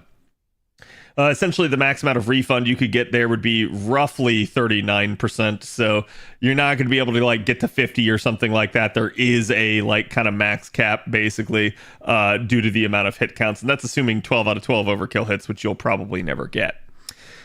If we start to use triple Scotty, though, we reach the breakpoint from even 0 out of 12, as that will be 31%. So that is something that you can do, but keep in mind there is a trade-off there. Usually, triple Scotty is better refund, but worse damage than using an Oberon. So using double Scotty and an Oberon is going to result in a little bit more damage. Since we can kind of hit that a little bit more easily, it's probably going to be what we're going to want to do is go with the Oberon variant in most scenarios. As we take a look at that, we can kind of now look at essentially the charge scenarios. So talking about this is Van Gogh in a 3/3x neutral node. For any of you guys that are unfamiliar, this usually means 3 enemies in the first wave, 3 enemies in the second wave, and any number of enemies in the third wave because we don't care. And basically this just, again, being neutral just means that there's not, again, additional sources of NP generation based off the unit type that you're hitting. Your knight classes are normally just pure neutral in that regard, so it is what it is. But you can see no overkill hits really required for that amount because you kind of got to kill the node or kind of kill the wave in order to advance. So as long as it's 3 enemy waves, should be perfectly fine. And you can see basically starting her out with a 50% C, we can basically lead off with one of the Scotties right there at 50%. Basically pop both Scotties, bust, but give the one 50% charge. That'll raise you up to 100% charge, fire off the NP. Should refund about 29% dead on right there. And again, from there, you're just going to do the remaining Scotty 50%, the basically the Oberon 20%. That's going to bring you up to full. Again, fire off the NP one more time. And in order to get back to full for the final NP, basically we use Oberon's remaining charge skill and Van Gogh's own 30% charge skill from the second skill there. So perfectly kind of balanced as it should be. So again, really easy for you to do. You can also, depending on how you want to approach it, kind of delay the Scotty NP. That should also reasonably be possible. Not NP, but charge. But it's totally up to you and kind of the order of operations that you want to do this in. You can kind of mix and match it some, just depending on what your goals are. Talking about craft essences, then with that in mind, we're probably going to want a nice 50% C. Something like Sweet Crystal is going to be ideal if you want Invuln Pierce. This is going to be something that you can find and purchase in the shop. As we already mentioned, it is all attack scaling. And again, this is a really, really nice one to have. However, just keep in mind that it is 5 rare prisms per copy for a total of 25 rare prisms in order to MLB this sucker. But again, this is a permanently available CE due to the shop, so you can get it whenever you want. It is fantastic. It is worth the cost, but it may not be something that you want to purchase right away, depending on your other needs. If you are somehow managing to start from 0, Black Grail is going to be your Huckleberry here. It literally is just the highest offensive CE in the game at the current moment in time. If you're lucky enough to have it at MLB, it scales up to 2400 attack. But keep in mind that she is not a unit that can just normally start from 0, so you're only going to want to use this in scenarios where maybe it's like 2 waves or maybe just a one-shot type deal. But this is something that you could certainly do. Something like Traces of Christmas can be helpful if you guys find yourself in any sort of scenario where maybe the 50% charge she is not enough due to maybe you're facing things like Berserkers or something like that just naturally have a little bit lower refund. Something like Traces of Christmas can help offset that type of issue. And again, it's up to you to determine how you want to handle that sort of scenario. But this is a really good one. It is an old Lotto CE, so most of you guys should have it if you were around back then. If not, any 50% C should work. Your main goals are going to be, again, 50% charge, all attack scaling. As long as it has that and some sort of offensive firepower to add to her, you can definitely rest assured that it'll probably be good. Doesn't have to even be a quick C. Again, for a lot of our circumstances, as you'll see, we sometimes plot out cranking even on a quick unit due to the fact that cranking is 15% NP damage, 50% starting charge, all attack, and basically, regardless of the buster component, is at least a decent chunk of damage being provided. So it's totally up to you to determine if that's the one you want to go after. There are other CEs, for instance, in the JP shop, like Holy Night Supper and such, that are just permanently available. But again, that's basically going to be the charging components that we're going to recommend for her. Let's take a look now at Van Gogh's actual just raw numbers. So this is Van Gogh only with her own buffs in a neutral damage environment. So again, nothing class effective. And we're not including any sort of external buffs from things like support characters, mystic codes, craft essences, none of that. So basically just Van Gogh under her own power in a neutral scenario. You guys can see, again, we can pretty much just skip right down to the NP5 numbers here and look at these because she should be NP5 for you guys as welfare. So you're looking at about 28.5k there just for normal damage. And if you do happen to have the lawful super effective, you're up at 42k. So almost 43. So that's going to be where you're really going to want to try and use her. That's where Van Gogh should stand out a little bit more. Again, given the fact that there are other units out there that do have lawful niche, it's up to you to determine if she's going to be your best choice. But with her being a welfare, really shouldn't lick the gift horse in the mouth in that regard. Taking a look at her proper damage now in an actual comp. This is still neutral damage, but this is now including things like mystic codes, craft essences, and support characters. You can see 2 times Summer Scotty, Oberon, a level 100 cranking, as we mentioned, because it's just a decent damage CE for 50% charge, and then a level 10 maxed out Neo plug suit. You can see here, obviously low numbers to begin with due to having the Oberon in there, but by wave 3, the numbers do get a considerable spike, nearly doubling. And remember, if you're actually in an effective scenario, these numbers will be double of what is already shown on the screen. Now, given the fact that there is the lawful niche, however, we can also get even more firepower out of this. And again, definitely a solid damage performance there. However, we kind of gotta compare to some of the other Lancers at this point. So taking a look here at Bradamante, she's another AoE quick Lancer. She is permanent. She is an SSR. So again, you're comparing an SSR to a welfare, but it is a reasonably fair comparison since the welfare is guaranteed in P5. Taking a look at this, 2 times Summer Scotty with a normal Scotty and a Black Grail is going to be kind of her best scenario. So not really getting the firepower of Oberon. This is why the NP1 numbers are going to look a little bit worse here. You can see it's still better than basically the raw numbers for Van Gogh there at NP5, but the Earth modifier in here is definitely going to be a really nice one as well, getting up to 324k there, even at just MP1. However, lawful will win out. So even though Bradamante has had some love here in terms of upgrades, you can still see that it would basically take NP2 before you'd outpace. So in a neutral environment, Bradamante would win at NP1, but the second any of the niches come into play, basically at that point, then Van Gogh is going to beat her out. Breedomart has recently just gotten a very timely buff here as well, which is kind of funny given the fact that Van Gogh came out with this event. It almost feels like they tried to immediately one-up to make Breedomart worth, but again, you can see NP1 numbers looking really solid there at 366k. And then writing niche starts to bump it up to 417k in comparison. So already just with one of her niches, she is beating Van Gogh's maximum potential right there. So Breedomart in a much, much better scenario right here. And this doesn't even include things like the writer niche. And again, even more there for both. Now, do keep in mind, writer niche would obviously be these actual numbers since it is true neutral. Whereas if you're hitting something that's, say, an archer and writing, these numbers would get doubled. So, for instance, in that scenario, you might actually be able to hit 550k here against a writer, but ultimately, at the end of the day, you could look at something like this and say if you were somehow able to instead hit a archer, you would be able to double these numbers and potentially do more. Again, it's highly unlikely that's ever going to be the case. It would have to be a scenario where there's maybe like 2 high health enemies or something like that.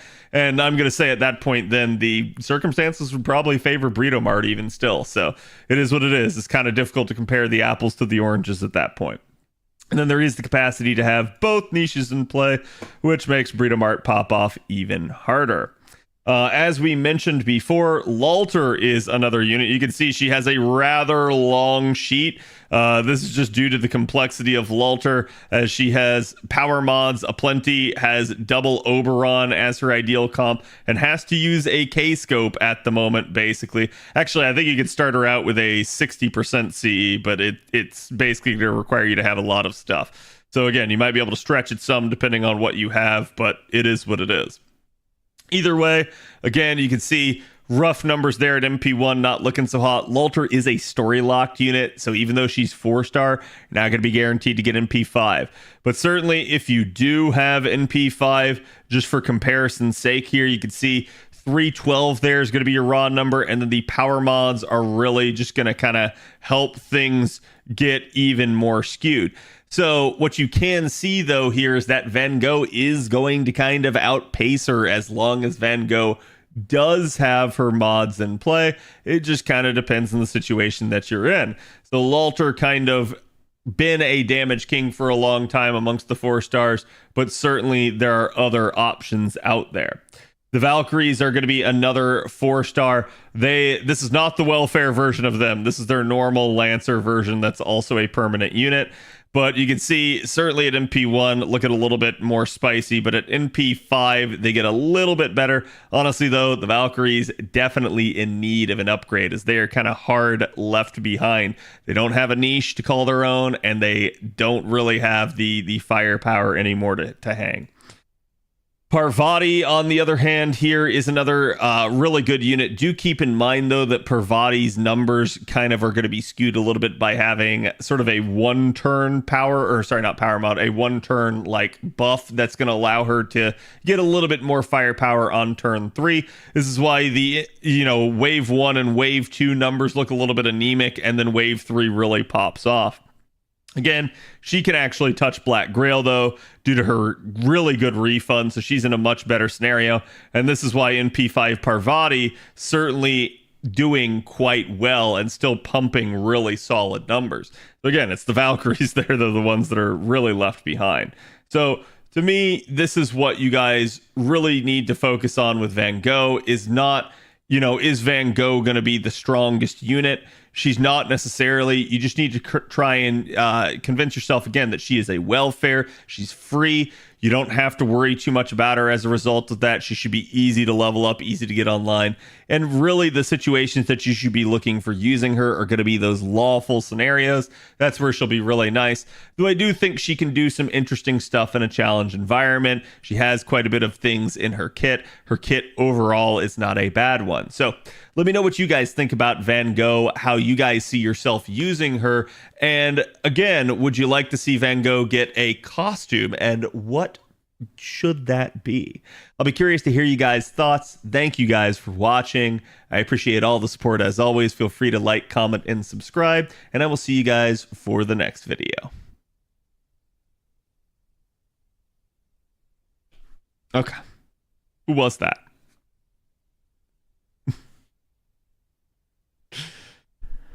Goghie heckin' cutie? Yeah.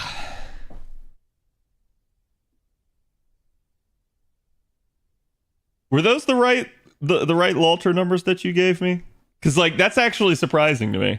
I did not think that that she'd be doing more damage than Lalter. Yes.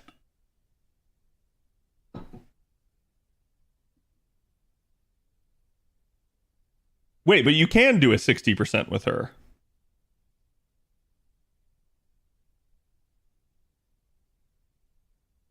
60% can be done with the Pen 5. Okay. But that'll drop damage in wave 2. Yeah, because the... How much does it help wave 3, though? Ugh. I'm doing pretty good, Cal. How are you?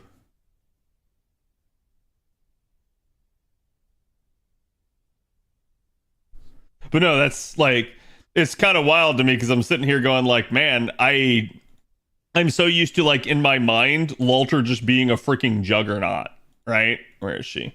Oh, here she is. Because yeah, it's I'm actually surprised that the numbers were not wholly higher than the 400k here, and that's with everything in play. 444k lawful, 528k both. Okay, so it does make a pretty sizable impact if you can do it. But yeah, that's like at this point you're looking at like you've got NP5, you've got a shit ton of coins, so it's like it's the epitome of like whale strategy with her. But yeah, at least she does have that potential scaling capability. Do you even think of betraying me? Who am I? Yeah, it's Kiyohime. That one's pretty obvious, as it normally is, right?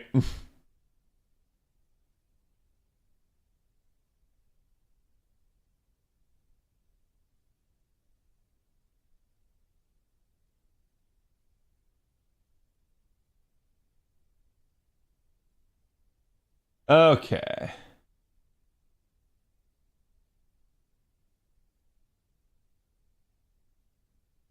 Wave 2 is anemic, 60k base. Oh, Jesus. Yeah, I mean, it's because you're using the mana burst early, right?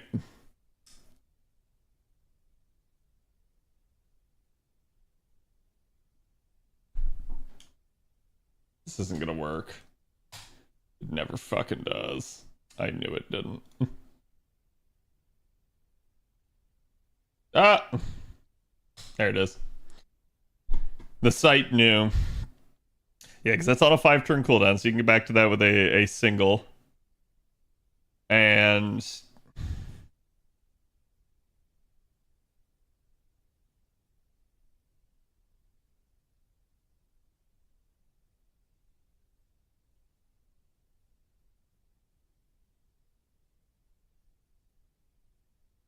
Wait, but is it... Guess the above one?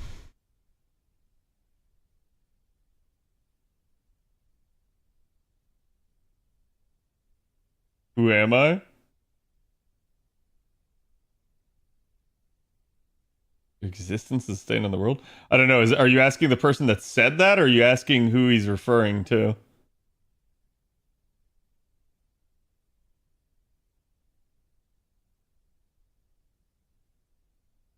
I'm referring to? Oh, I have no idea.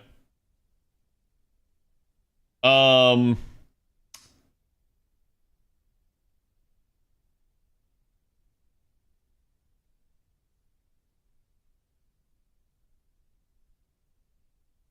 Wait, why does it... Hold on, why does it actually tank the,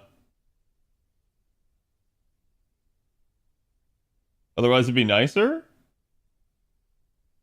Yeah, but all your... Huh? No, I would think you would actually have better coverage with this comp.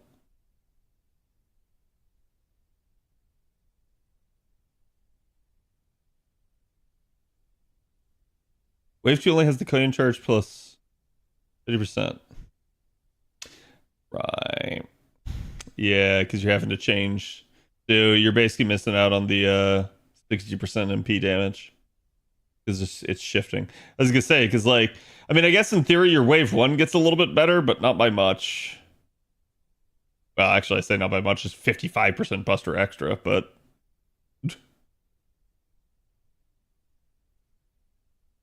You can do 2 times over on this one. Yeah, it's like...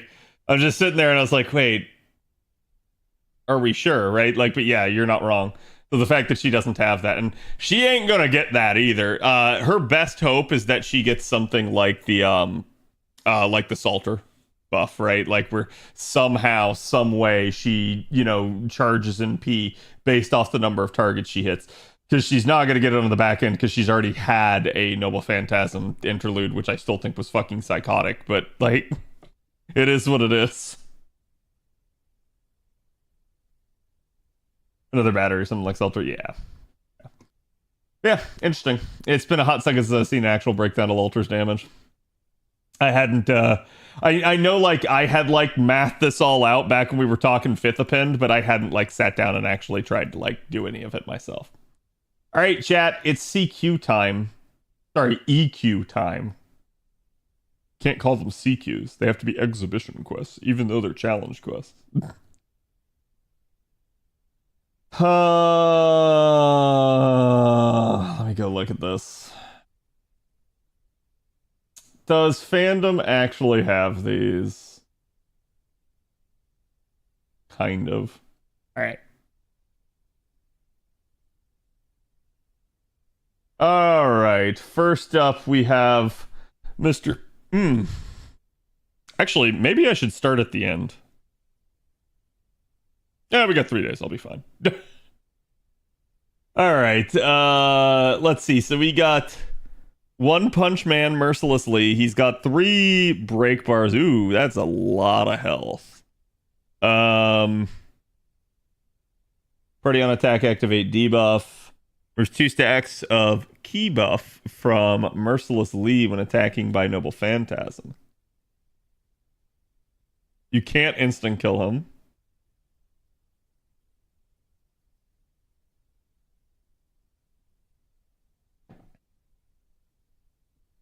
One HP by 10%, 500% chance to grant self 2 stacks of key buffs. You will cast Practice. Oh, what the shit.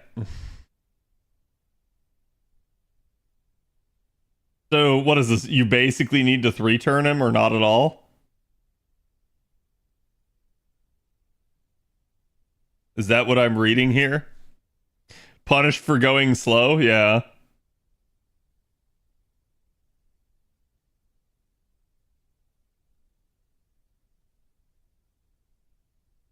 Tai Sui handled several of these? Jesus. I mean, I could probably do something like Okita.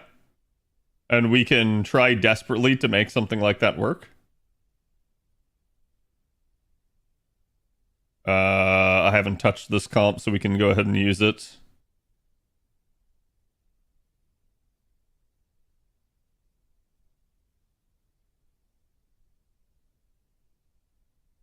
Oh, are we not allowed to do doubles? That's bullshit.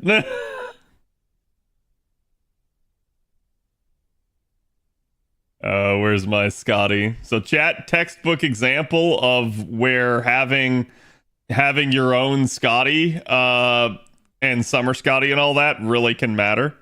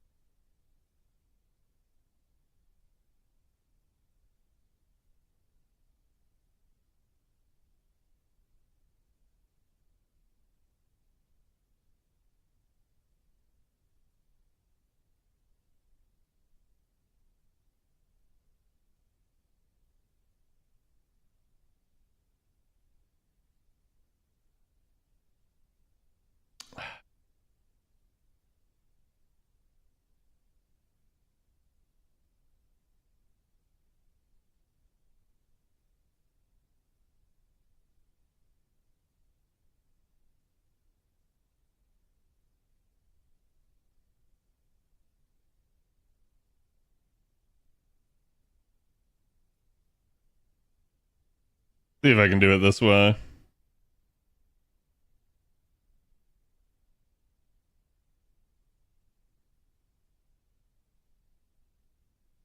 Where's my poster girl? I'm blind.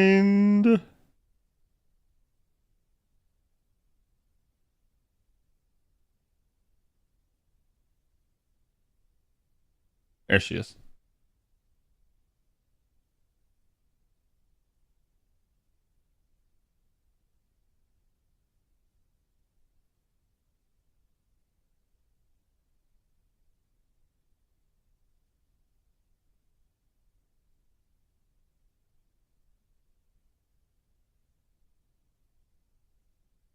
Stars per turn. Where's my star bomb?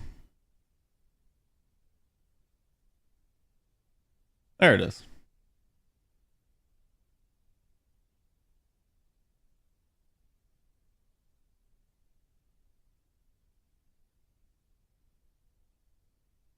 Can I get a link to the arts? Just exclamation point art. I just think there's anything else I want to do. I'm worried that like Lee's somehow not gonna kill Bride. At which point I may be in trouble if that occurs. There's not much I can do about it.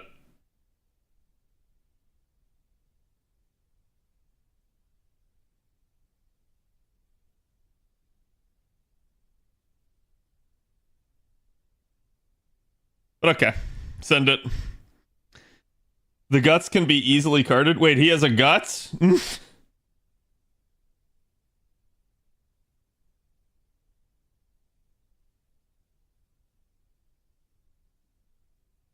Revives with 60% HP.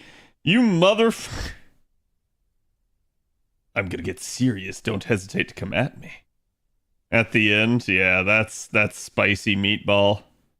Well, I guess if I'm counting on a death proc, this deck will get reshuffled, but like...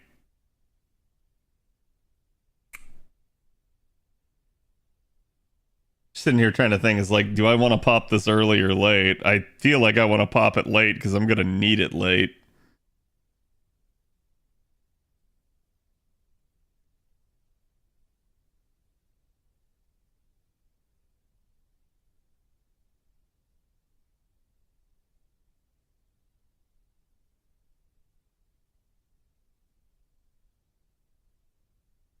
I'd prefer more stars there on turn one.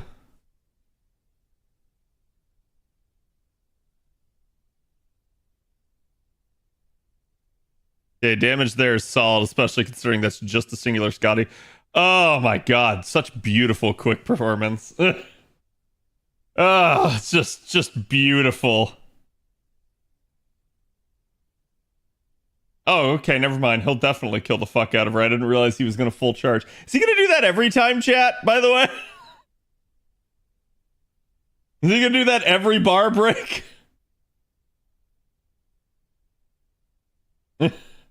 Yes? Oh, fuck. Okay, this might be a problem.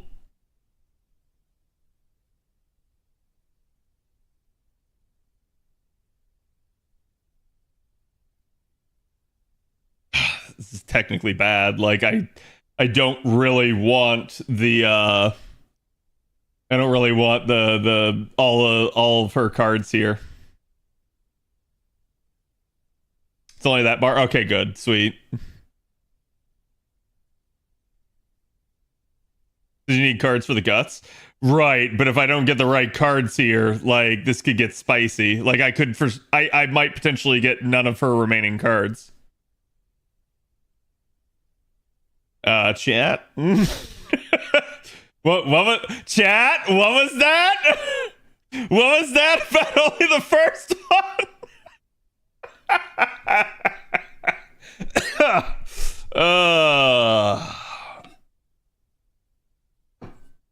See who he kills? Oh, I did. I saw who he killed. It did not benefit me.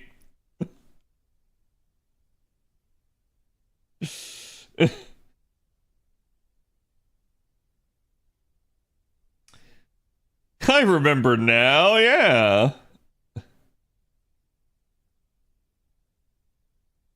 Scotty MP helps. I mean, if I get my Scotty MP.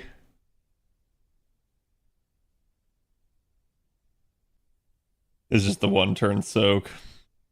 Really wish that was multiple turns.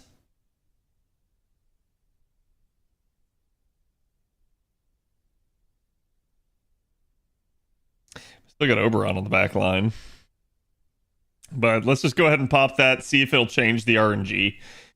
Won't.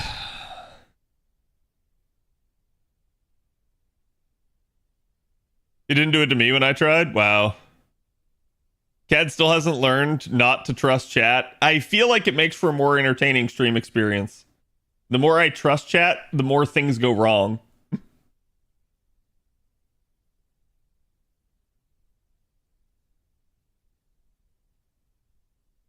What? Huh? And of course, now I get none of her cards. Fuck me.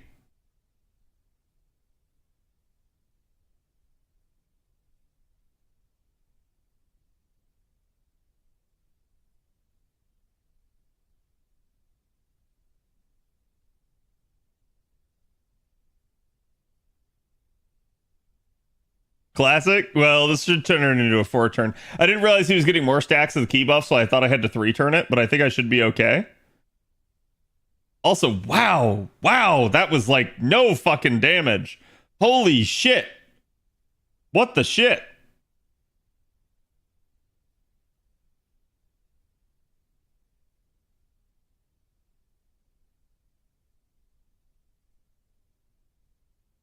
You popped the guts. Oh, I did. Okay, thank you. I literally looked down at chat and I looked back up and I was like, wow, I only dealt like 600k there.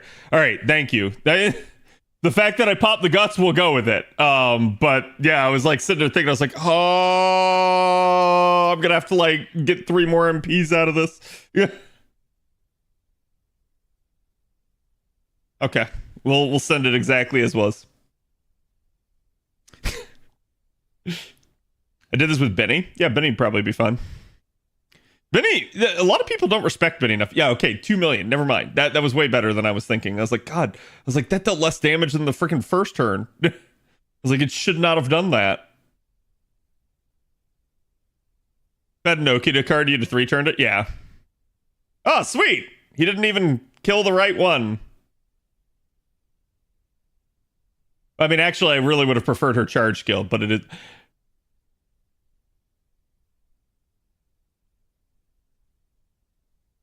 Okay. Bro, chill the fuck out!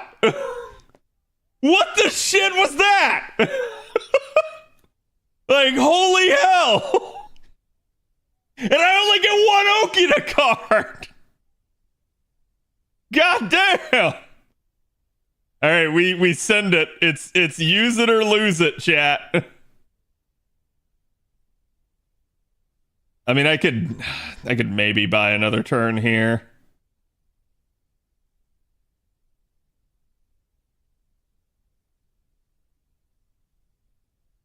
Mashu smashu. YOLO should kill. Well, the problem is some of the buffs were off because it's turn 4, but we'll see. Yep, that killed. I only needed to see like 1 or 2 of those hits to go, oh, okay, that's going to deal enough. Easy. Yep. That's what I get for reading chat, not paying attention. Okay, match 1 done. Match 2. Oh, this is the Carmilla and Ishtar one. I feel like I remember this, but I feel like I don't.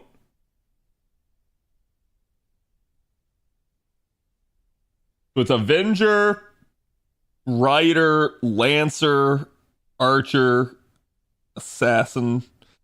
This really screams Berserker to me. Tai Sui, it's fun.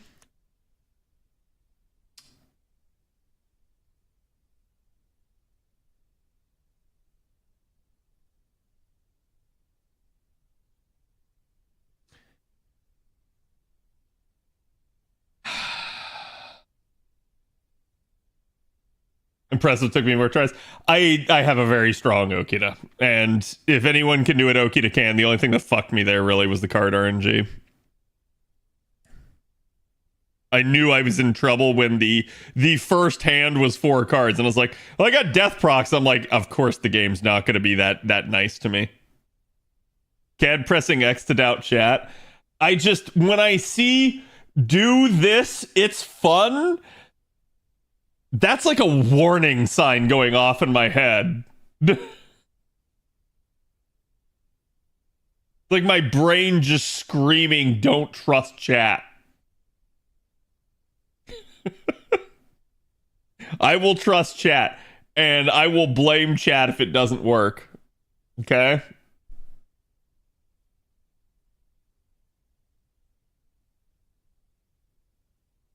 Probably keep the Pretender in the back line since she's going to get womboed.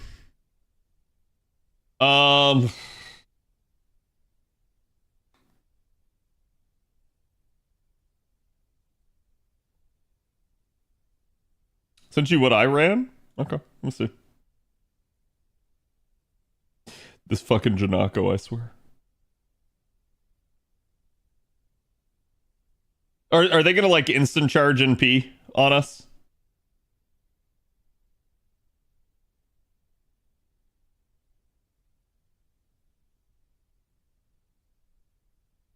You still have one turn? Yeah.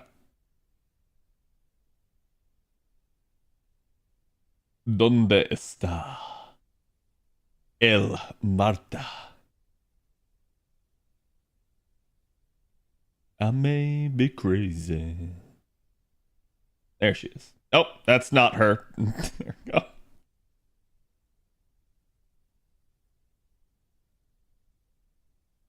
Don't try to save me.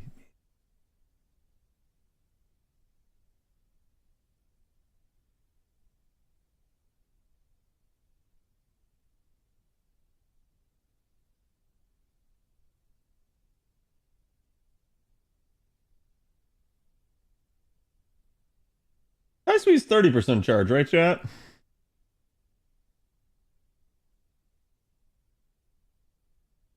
That's not Tai Sui. Holy shit. Your Tai Sui looks funny, yeah. I went like, hold on, wait a minute. That's not Tai Sui.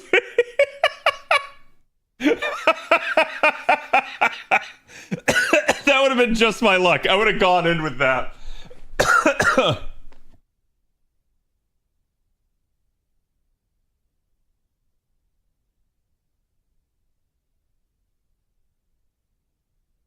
Janako also has taunts, so she tanks turn 1 hits. I mean, are they powerful enough to really like shit on me? It doesn't matter. I can't use Janako anyways, because don't have her.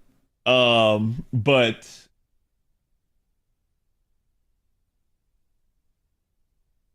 I was hoping you saw that. Yeah. They can steal your treasures. Oh. Yep, you will get destroyed. So you're saying there's a chance.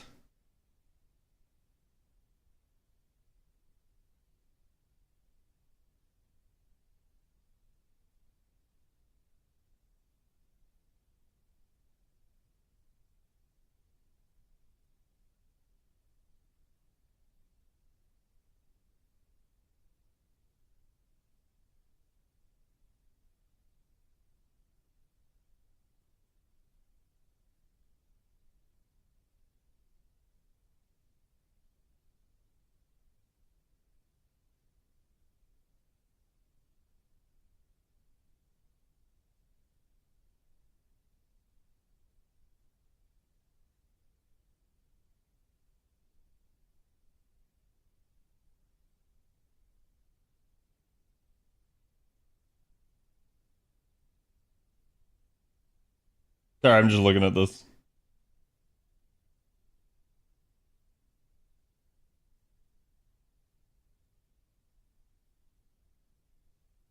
Fuck it.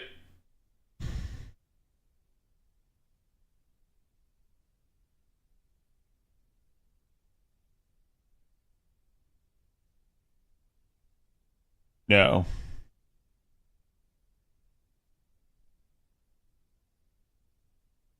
Wait, what am I? Huh? No.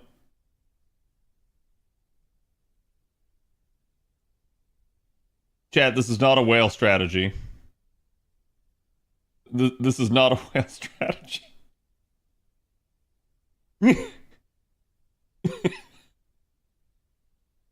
I swear to you, it's not. I think we'll invuln turn 1.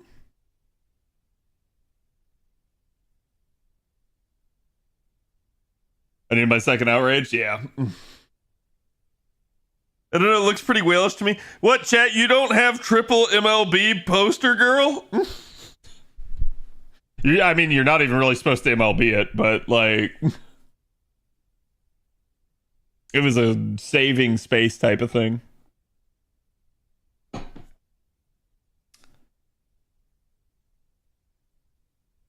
Okay.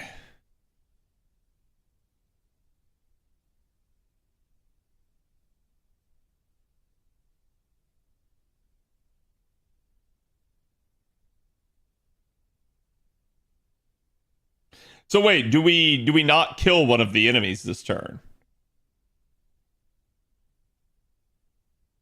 No problem, King.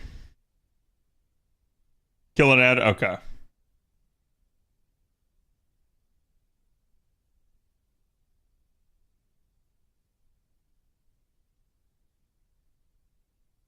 That's the easiest to kill, but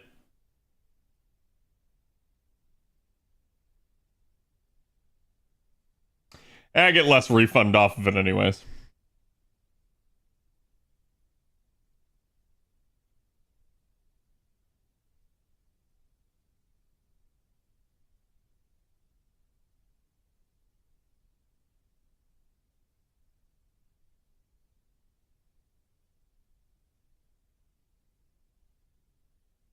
Yeah, I wonder if she'll have enough charge to NP.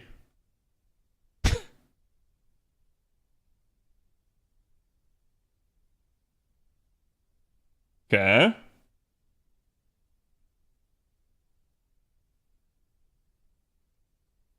Absorb 50% of the gauge from all enemies and gain 2.5 NP ticks per enemy drained. Oh.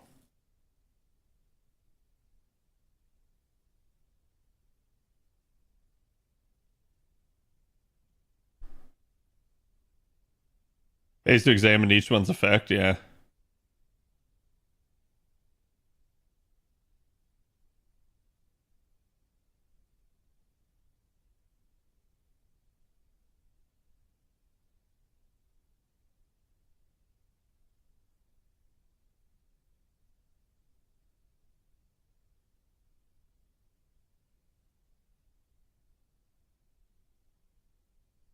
Carmilla didn't get a reduction? I don't know, man. Meh.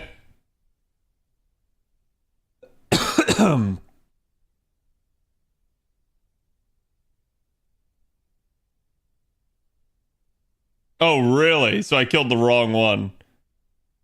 Oh, was it taunted as why? Well, wait, yeah, how did you know which one it was targeting?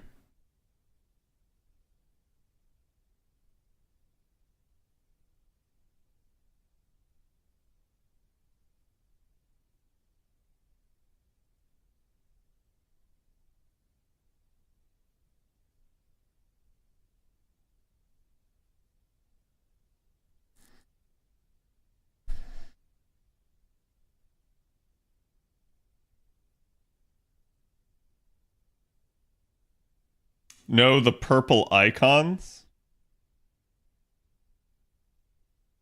What, so the one without it is that? Just debating which skill I want to use here. I'm sorry, chat. My brain is going a mile a minute. Either way, we got to use that. And then the question is, do I go for 20% attack up or the NP seal on this turn? I think we go with the NP seal.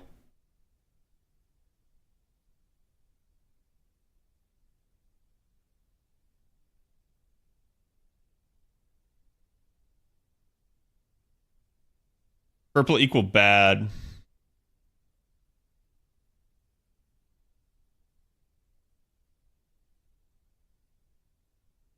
Chat, that didn't do shit for damage.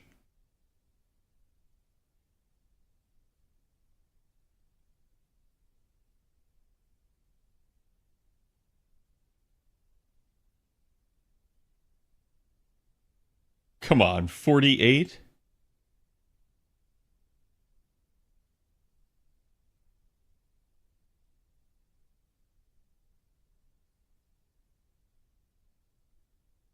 Curse does more than NP? I mean, maybe eventually, but like, not on turn one. What up, Burn?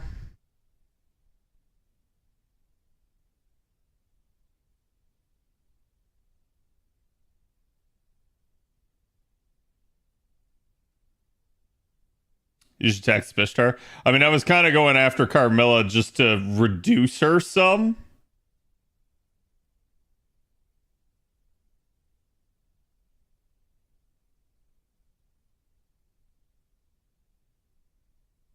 Unfortunately, if I heal her here, she might not die.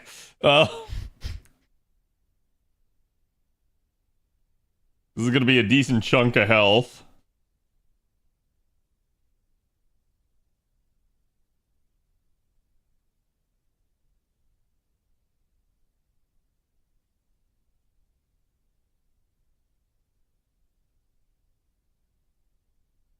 Okay, we bar broke there, but yeah, this isn't going to be a 4-turn, so I'm going to need to survive somehow. Was I supposed to bar break them both on turn 1? Like, was the damage reduction that big of a difference? Turn 1 was bad? Jesus Christ. We'll go. Please don't. Oh. That full charge. Well, Tai Sui will be fine.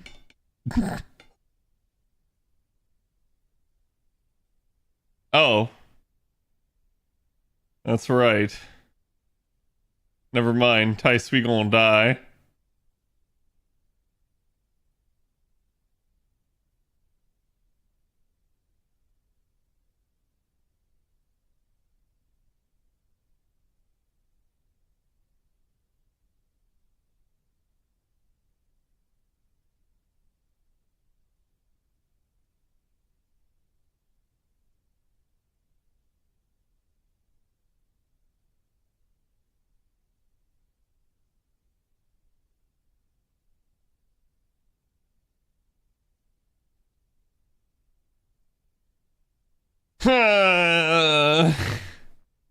Think restarting might be better, but that's me. No, I think you're right.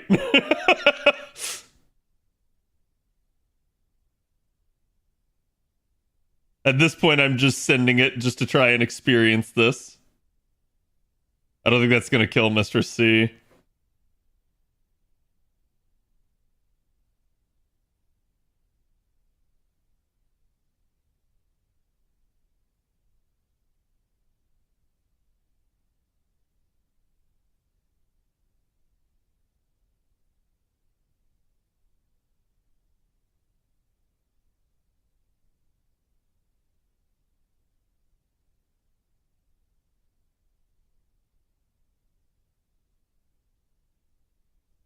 Okay, hold that thought. Because I think if I card the other... Well...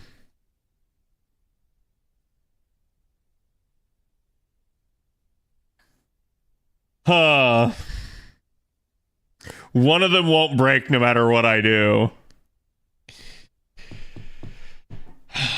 Because basically the curse damage isn't going to pop the bar. So... Fuck. Chad, who's better to kill at that point?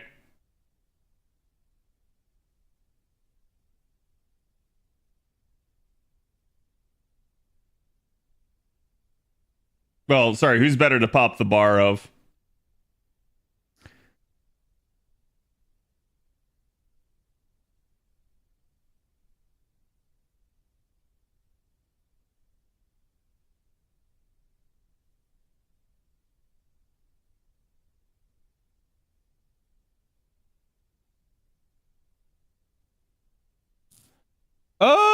Actually, it's probably better to do it exactly like I did. Yeah, Spishtar.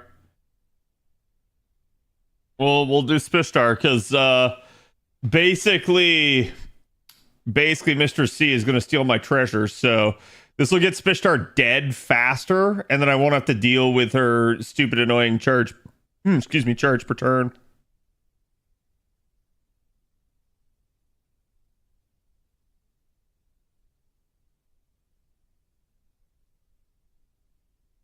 Like, I think this can still work, but it's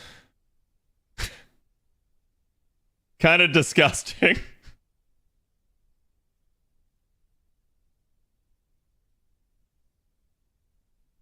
The real problem is that Guts is going to wear off me.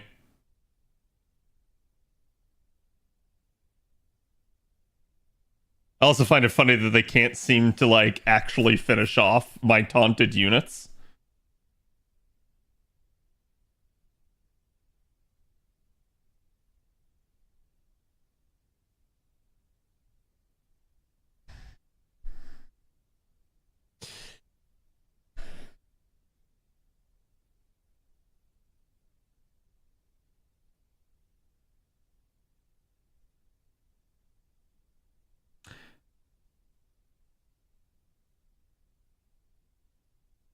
If I stagger this, it should work, right, chat?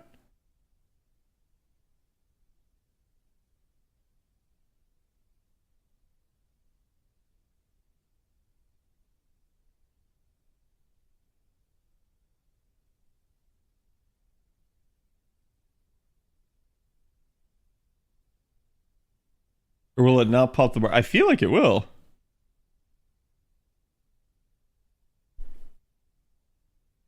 No, it won't. Okay, never mind. So it didn't matter. I don't know why my brain was sitting there thinking that it was like a guts, but yeah, it's freaking break bars. They don't work until the end of the fucking turn.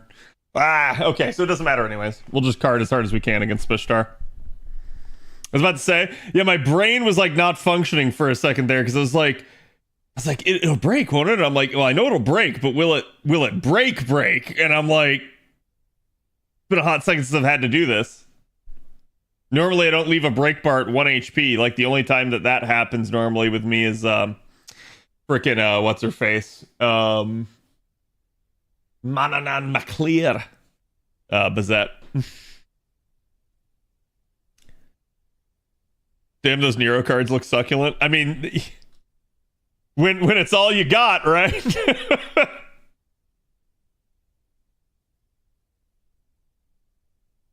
Stop stealing my treasure.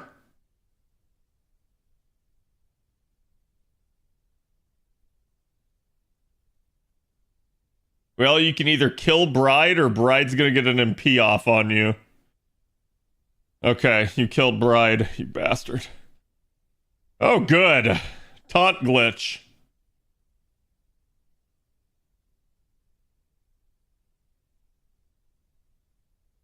Okay, the real problem is now we lost some stuff. Okay, so let's MP seal them.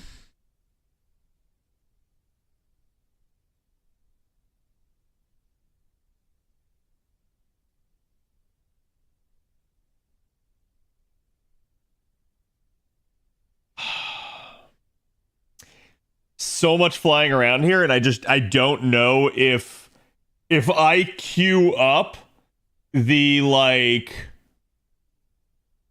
Martha NP into Tai Sui into a fully boosted Oberon, if that's gonna kill.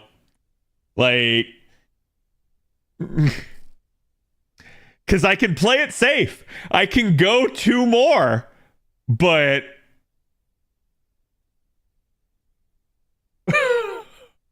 it should kill. Listen, chat, the difference between it should and it will is very impactful here. It's the difference between a clear and a wipe. So, it kind of matters. Just try everything on Tai Sui except Oberon's S3. That's what I'm gonna do.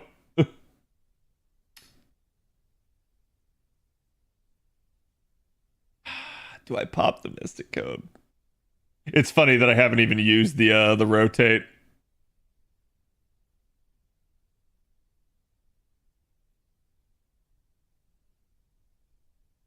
Let's see. Let's do it without the Mystic Code first. Because Oberon should should be at least 1/3 more damage. Guys, he's tempted. I'm really tempted.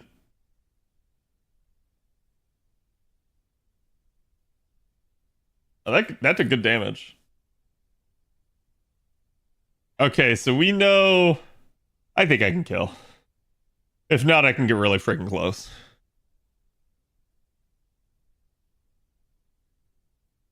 See, sometimes scuffing's really good, so that, you get to, try out stuff like that. I know, other people be like, oh, no, you can't do that. I'm just like, I don't fucking care. I'll do it. I don't care, no matter how many scuffs it takes.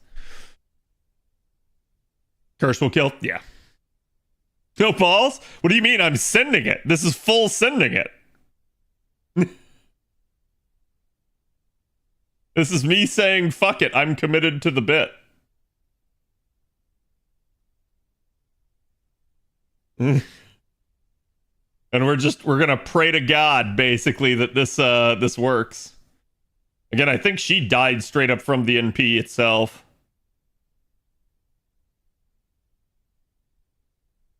But I don't think we'll straight kill Carmilla. I think she's gonna live. God, that did not do that much more damage. That was only like 40k more damage. It may have been a low roll, but like, ugh.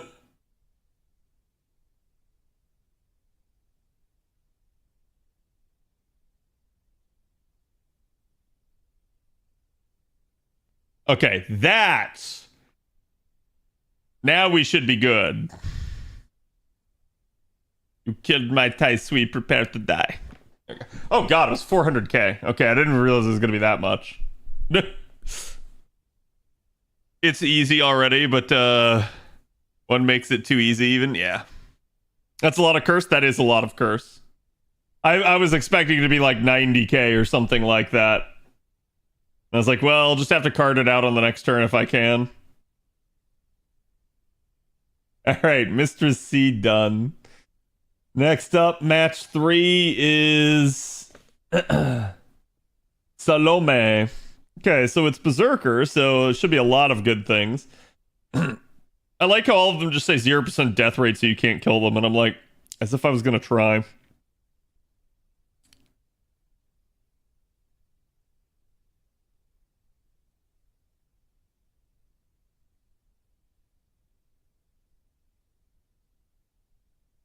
Normally single target NPs don't work? Wait, what do you mean?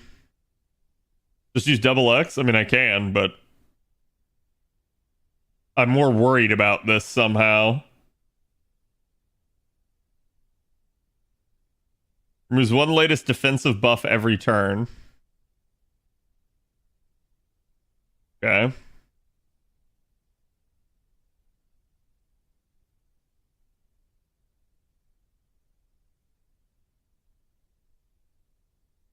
Grant self invincibility against AoE NP.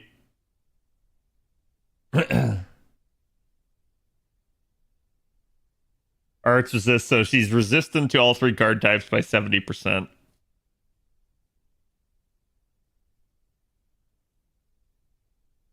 Own defense by 50%. Own damage resistance against single target NP by 100%. What?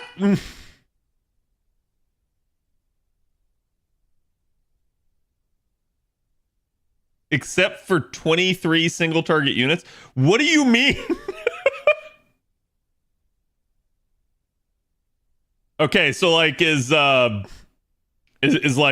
double X good?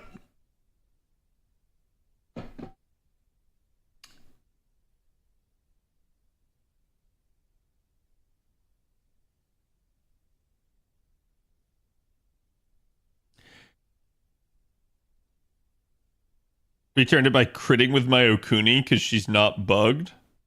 Okay, that doesn't help me. I think we didn't cut in dark and one easy. Is that what the solution is? To basically crit her to death?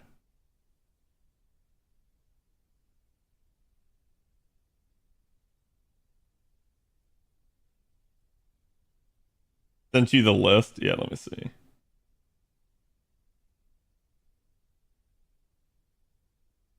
Poor Shisho.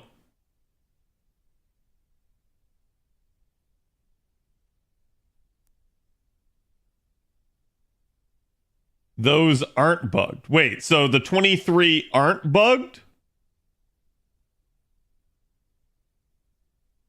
Oh, right. Yeah. Okay. So they don't work. Gotcha. My brain, like...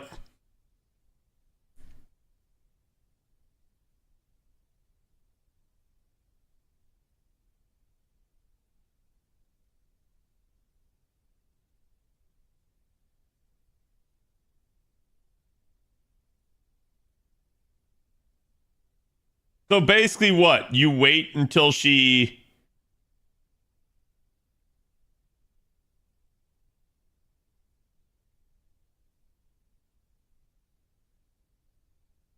Nah, just 3 turn? Okay. I mean, I can potentially do that.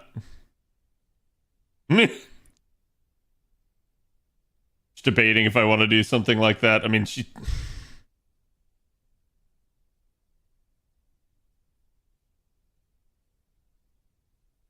You know I like my girls a little bit older. Are they just going to do normal damage, or are they still reduced?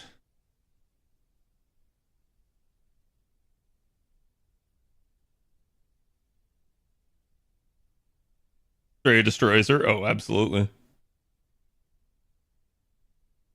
Normal? Okay.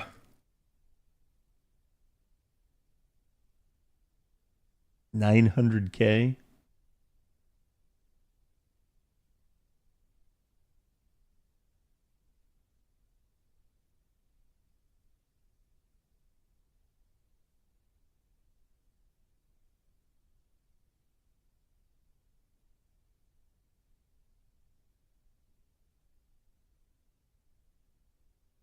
Debating if I still want to stick to a strategy of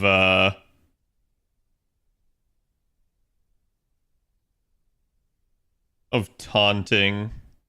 Like, for instance, I could put on outrage, but I'm not sure. Like with the last one, a lot of these units have actually struggled to kill.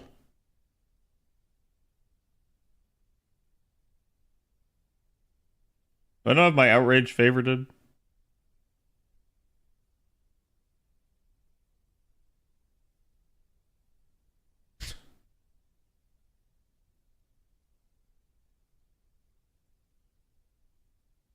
Fair critic and 3 turning her, yeah. Is Bazette bugged? That's a good question, because, like, in theory, Bazette is not single target. Bazette just returns the favor. But part of the reason I want to go with Scritori is it should eliminate card RNG from this shit.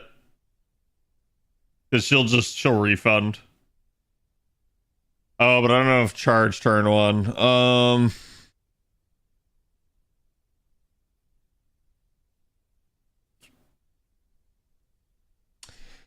Have to go like that.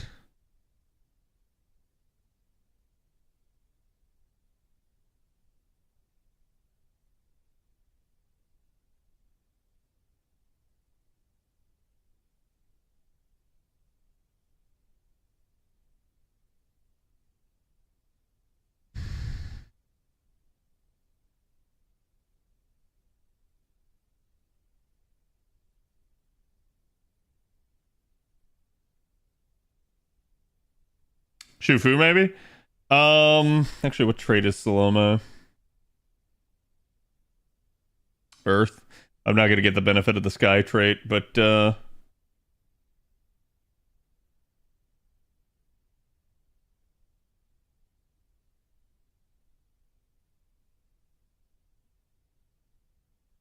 I'm more thinking about the taunt Cs here than anything else. Because Poster Girl is relatively foolproof. You have 3 turns. The boss will eventually kill someone like that. But 1 turn's a little bit spicier. I don't know. Fuck it. Full send. What's the worst that can happen? I have to do this again? The issue is Salome does no damage. Why did you say this right after? Right after. Like, it's like you waited until I pressed the button to finally tell me that, because that would have totally changed my strategy. Oh, it's okay. I mean, like, assuming the resistances aren't too crazy, we should be fine.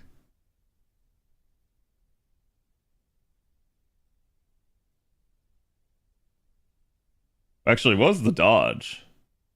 Evasion against critical damage. Okay. I'm gonna evade your critical damage. Boop.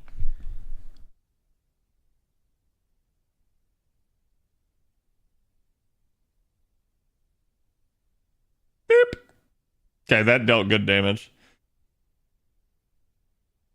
It's funny that she's bugged. I wonder why that's the case. I'm not going to question it, though. With how many, like, fights have been bugged in the opposite direction for an A, where they were, like, harder because of it? Who gives a fuck?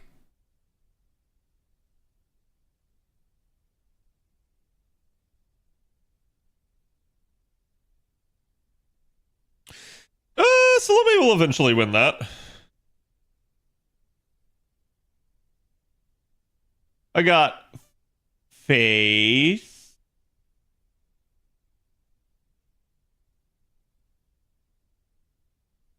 Or do I go for Oberon?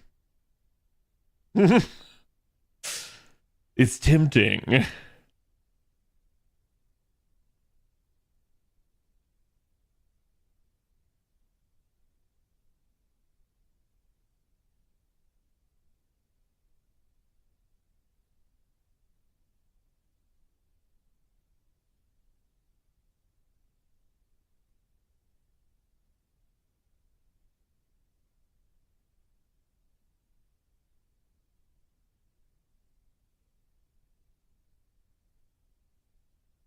Yeah, we'll do it like that.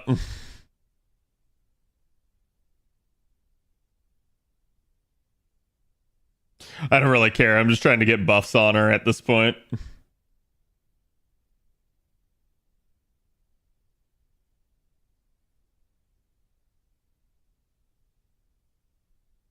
The Castoria MP probably would have provided more. You'll be fine? Yeah. I think I'll be fine as long as she can manage to, like, actually kill.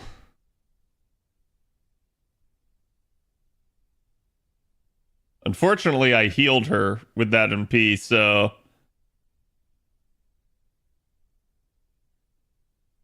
Son of a bitch. Ah! 98! No!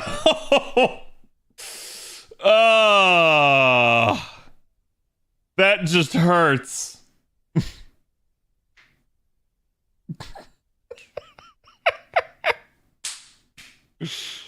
She one of the bugged ones I didn't even check. Good, she's not. You keep doing that? Listen. It is what it is. Oh, she evaded it because it was critical damage. That's gonna hurt, but that should pull in at least Proto Merlin.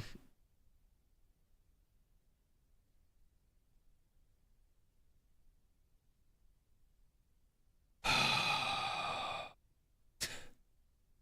course, because of this, I'm getting fucked on the rotation. Like, I'm just not getting a whole lot of cards here for Squirtle. It is what it is too. If I were to like crit again, she would evade it, but like this will probably be yet another NP because I don't think this is gonna kill. Oh, it did. Okay, sweet. Wow. I expected it not to. All right, so this is a 4-turn instead of a 3-turn because 98%. And also because the MP healed Bride, so I probably should have just held off, and then Bride would have died on her own.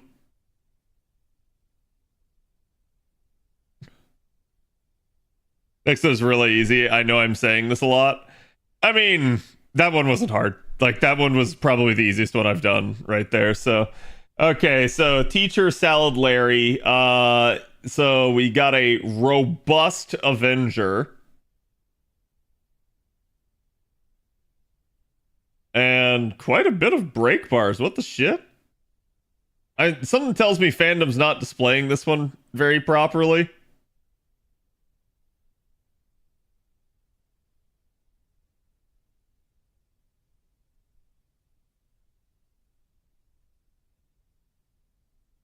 Is to use chains. So any quick arts, Buster, Mighty, and Brave chain is what you want to use to damage him. Just loop him. So what? Like another Tai Sui?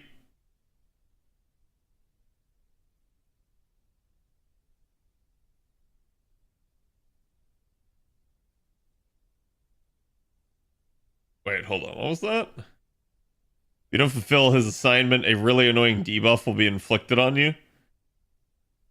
Be mindful of the deadlines for those times. Oh, okay, so this is like the mid-rash CQ all the way back in the day.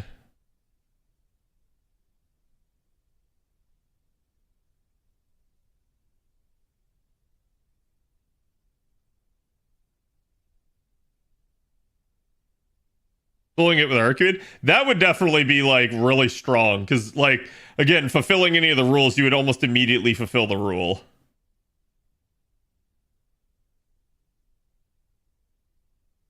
Betty, when you call me, you can call me, yeah.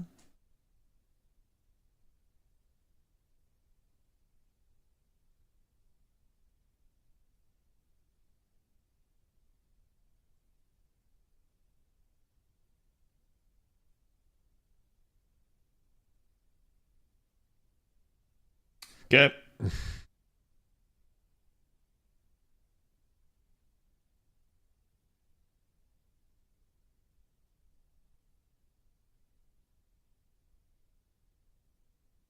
Gonna send it as is. Feels like the same comp should work. I'm more worried about the like Don Quixote and stuff because he's a lancer. Everybody else should be vulnerable to him.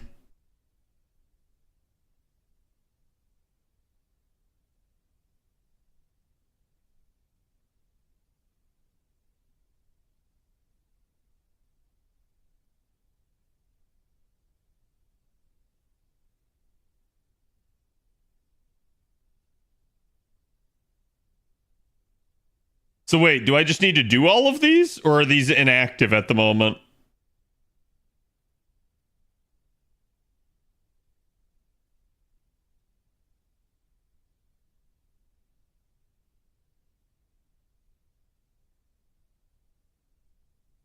Every time you use a chain, they highlight. Nani?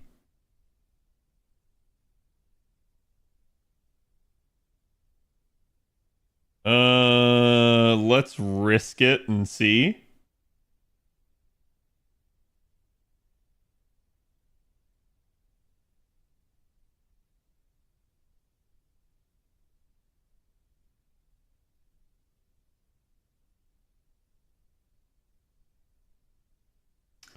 Hey, chat.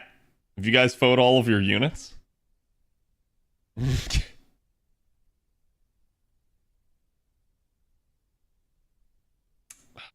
This is still spicy.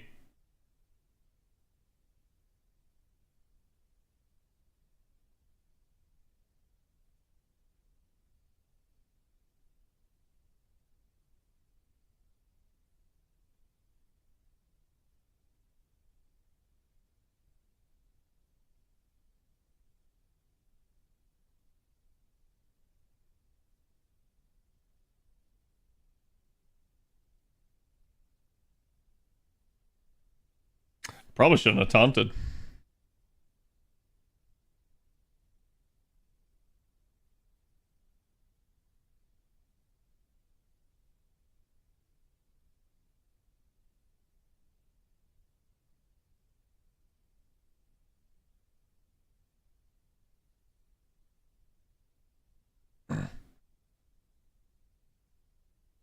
Caster in 1 hour? Yep. Good luck.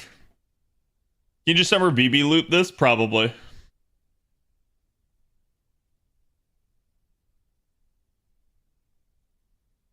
Wait, why did I take an alter ego to an Avenger fight?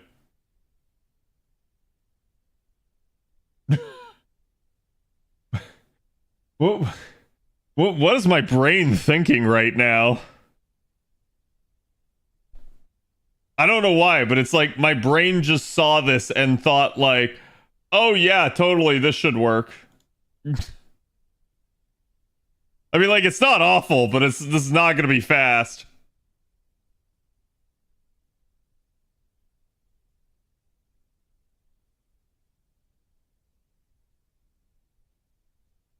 Hmm.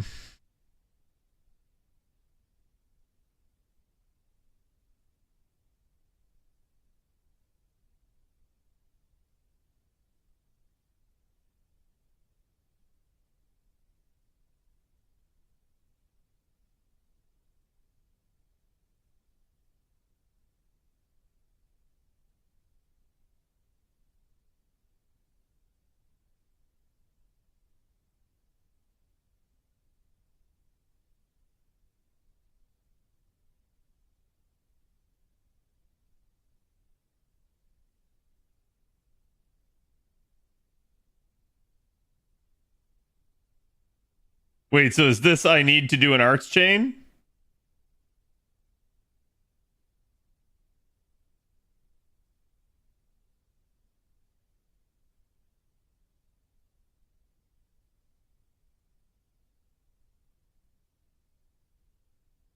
Because, like, that is easily doable.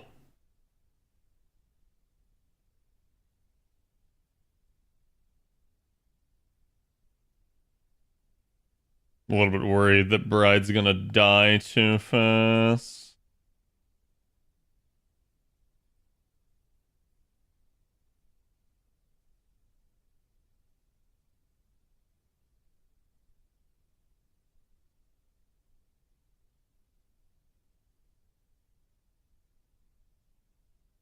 Okay, first bar popped. What are his gauge abilities? Some of the musical wasp.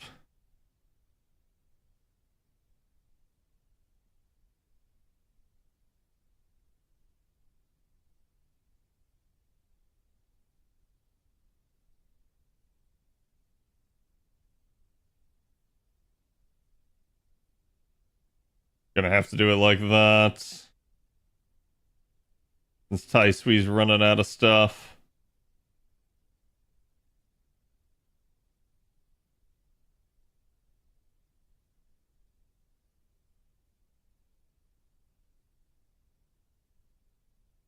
I'm just gonna keep farming the arch chain. I don't see any reason not to. Was queuing arch chains for 4 turns? And that dealt enough damage?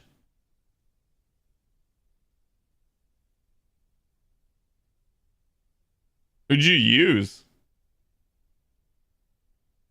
Yeah, like my brain, when you guys were suggesting like Summer Kiara, my brain was like, no, I'll just use Tai Sui. And like somehow in my mind, Moon Cancer and Alter Ego were the same class. I don't know why. I don't know how. It just was the case.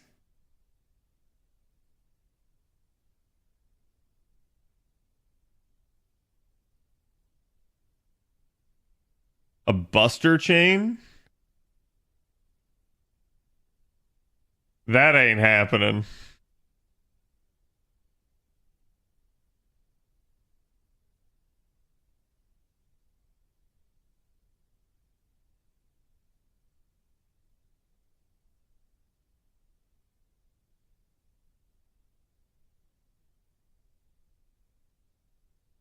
Hey, stop that.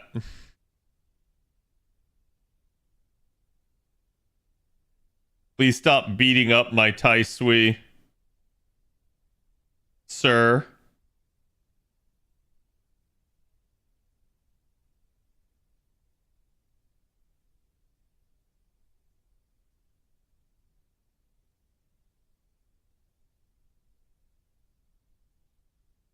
Yeah, I think we protect ourselves. I don't necessarily need the more damage because I got damage C. I just need to survive because, like, this comp, I had all the taunt Cs. Wait, evasion? Nani?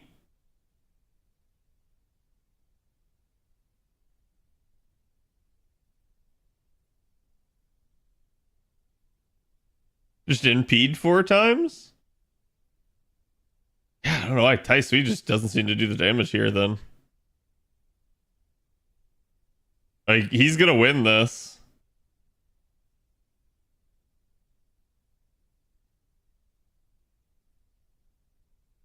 Got my final CE drop, now I have plus 12s. Nice. You're better than me in that regard.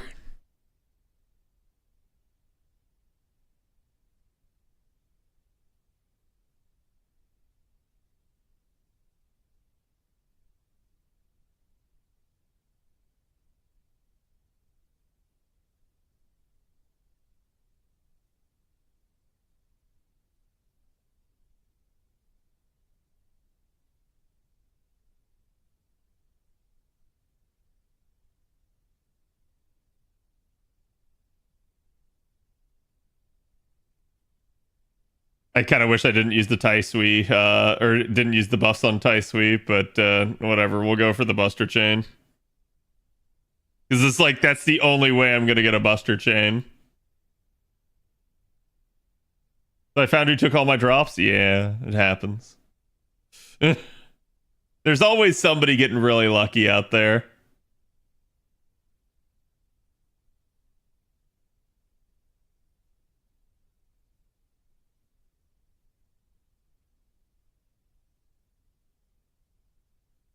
Okay, so now he has no effect. Weird. Mighty, mighty, mighty chain.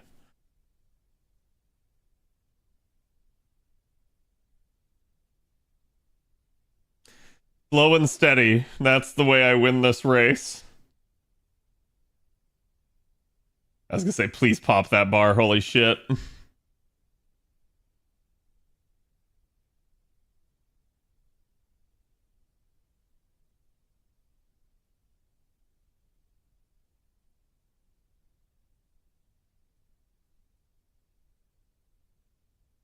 Jesus.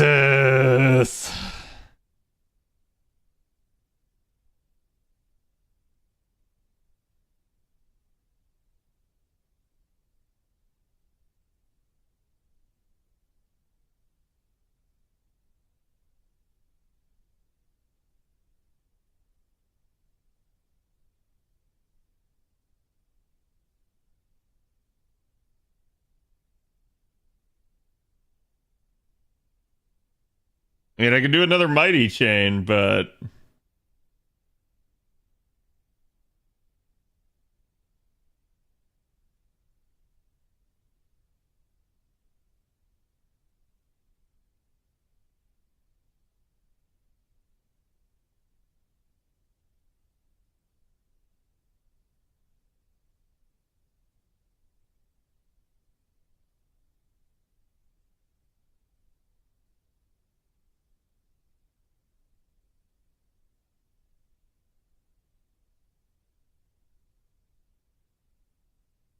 oh wow, it's only like 100 HP. Holy shit, that's not worth.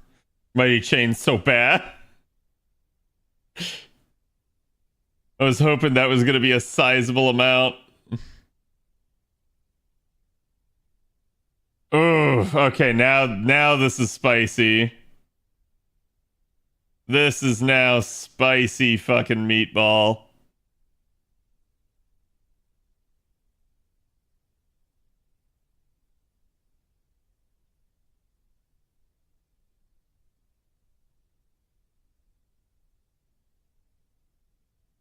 Dude, stop giving me the buster chain. Holy crap.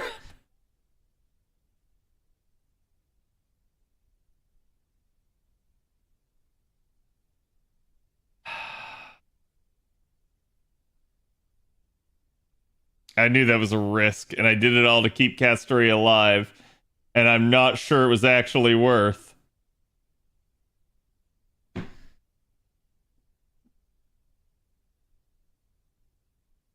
Actually, yeah, I'm just dead here. Not gonna matter.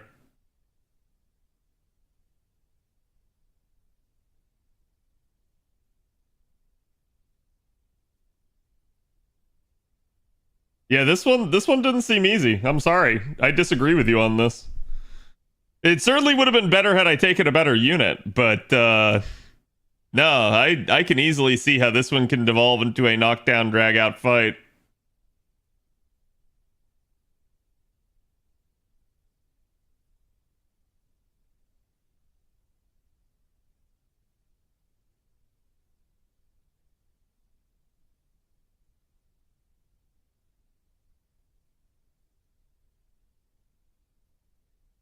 Started with carding instead of just NPing right away? That doesn't matter. That's one more turn. Yeah, there's no way I do this. I literally cannot keep this going. Like, I can get another NP out of Tai Sui right here, but he very likely just fucking dies.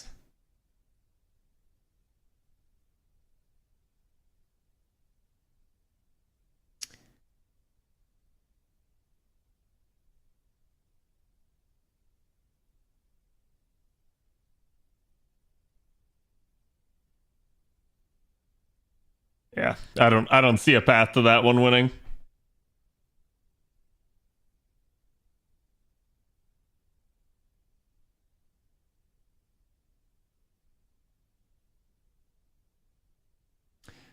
Actually, hold on. Just for safekeeping, give me a Grailed P5.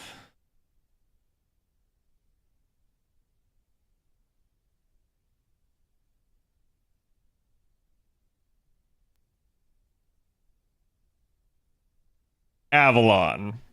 Come on. You had to use a taunt support. I don't call that easy when you had to use double taunt at that point.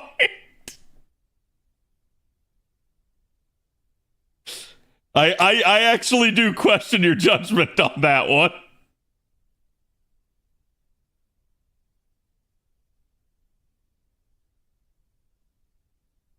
Okay, let's see.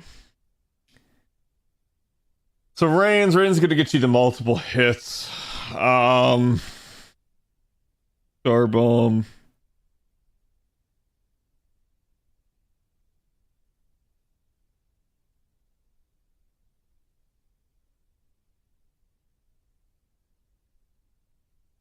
Yeah, I can see if I can find another one.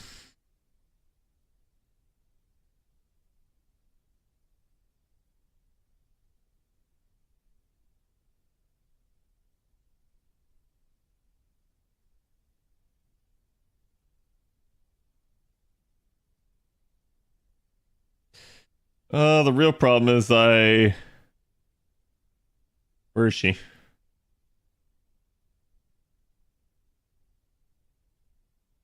There. I have not touched her first skill. I have not touched her skills at all because of QP. Let's throw in the reins.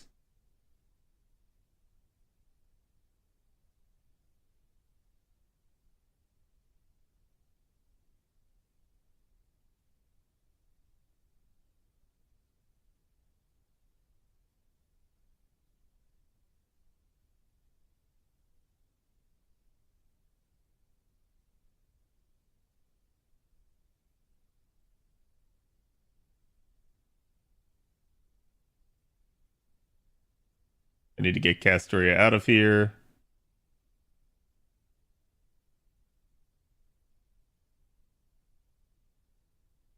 Huh? Huh? I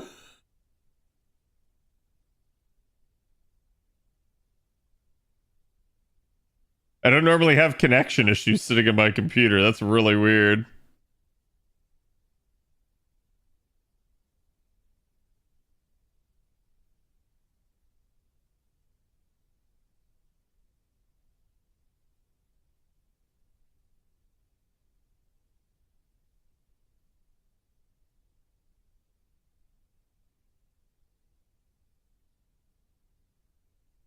Do we actually have a filter for Bonsees?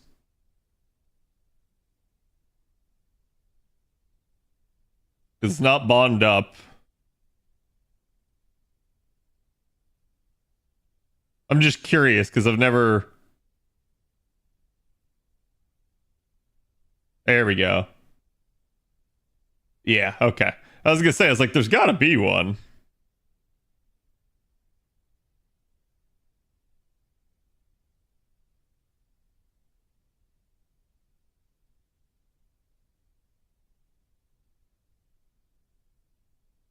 There we go. I personally like Golden Catches the Carp just because, again, the charge. It's an old C, though. Not everyone has it. That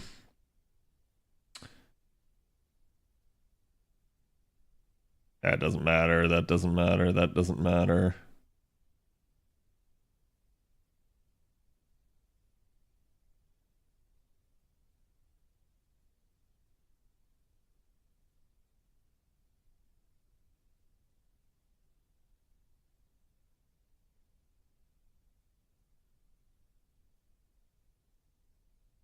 Okay, so let's see. See how much damage actual effective modifiers will make.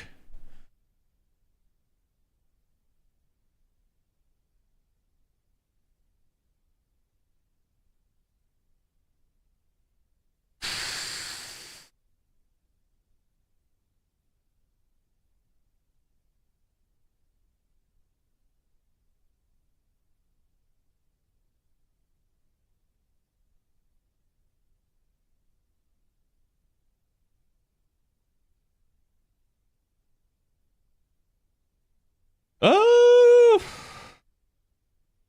go for the Reigns NP.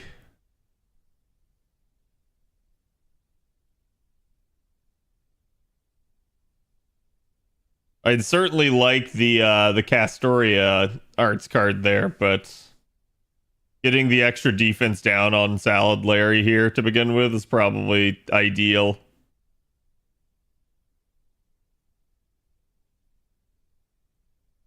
Used all of Reigns and switched around. Who'd you switch her for? The esports Proto Merlin?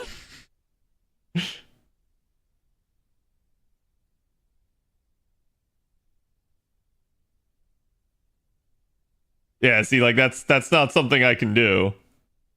I don't have a Tauntzi on her, nor is mine esports.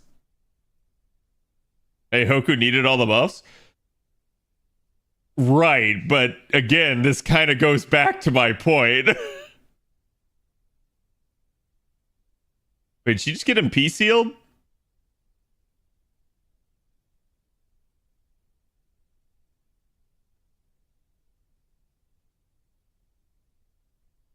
Bro!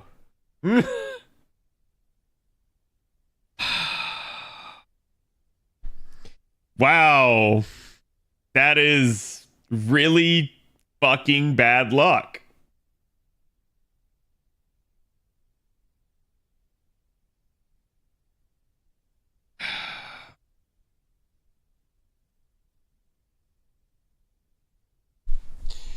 Yep.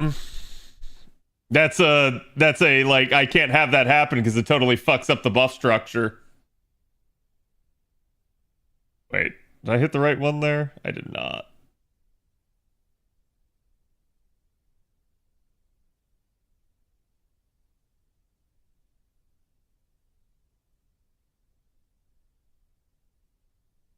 Uh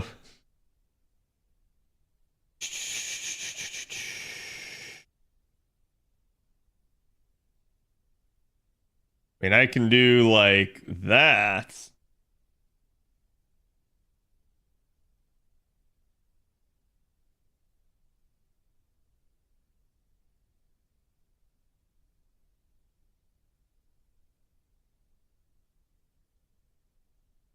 Even the ad break hated that. I mean, it happens. Part of the adpocalypse.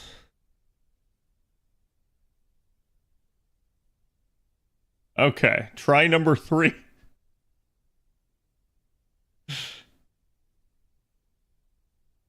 There, we got a full-blown arts chain on herself right there.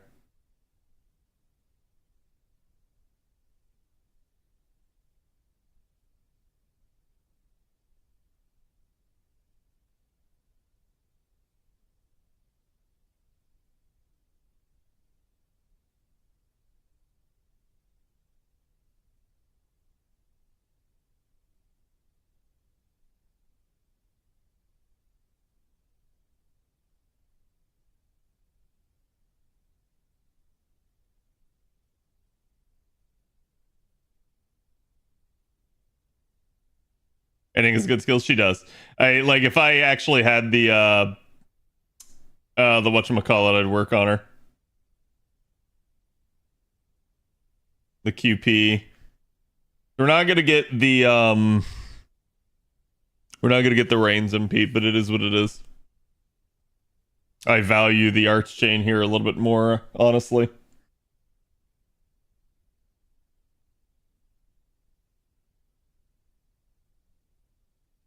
Because Kiara does not get a whole lot of like she kind of needs her cards to refund, and you can see like, boy, does it make a difference. That would have been great for a higher health wave, but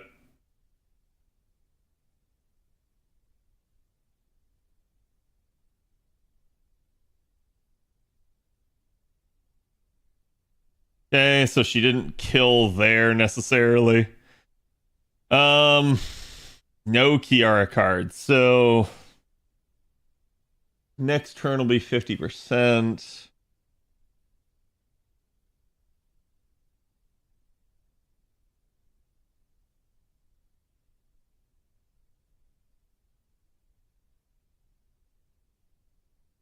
Yes, you do get the 3-turn duration of this. Problem is well, it's 1 time 3 turns of aid.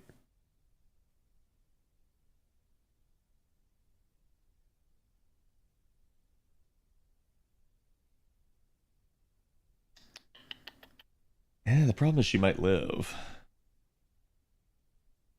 No, she should die at least within the 2 turns.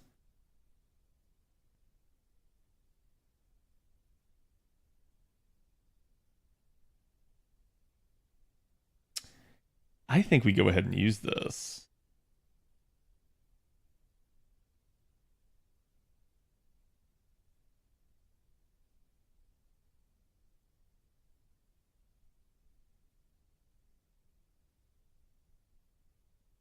Because basically, they're not going to taunt glitch because they're not going to kill her with 1 hit. So at that point, you take up more of their attacks than you can. It also gets a little bit of firepower going. So there you go. The NP did break. We got her back to 50%-ish.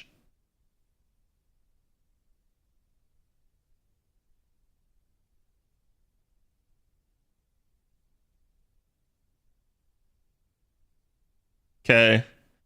Larry takes her out.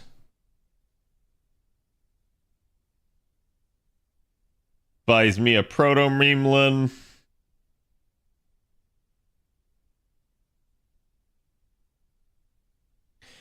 I'm going to go ahead and send that with the damage there. Since I have a full-blown Arts Chain again. Hopefully he does not shit on my sides. Well, I guess it could have involved.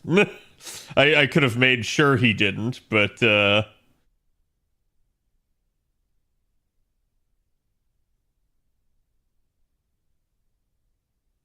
you go. That's Gucci. What's your final break bar effect, you asshole?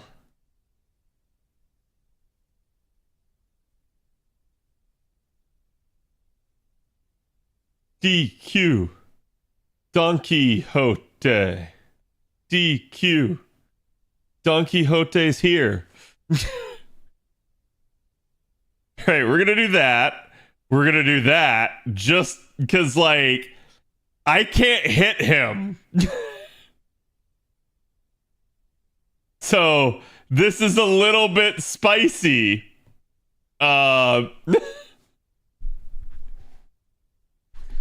This is a weird DK rap if I've ever heard one. It's because it's not a DK rap, it's a DQ rap.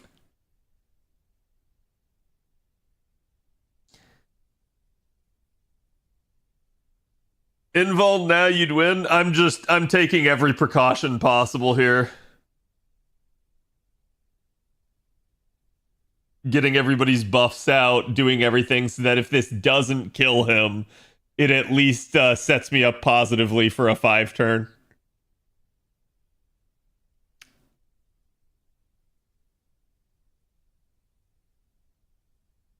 Heavens of foam.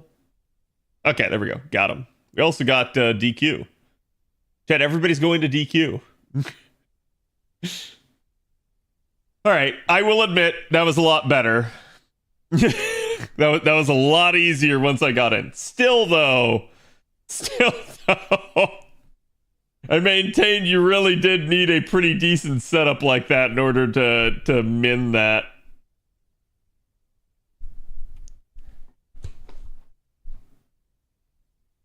Okay, so what's next here?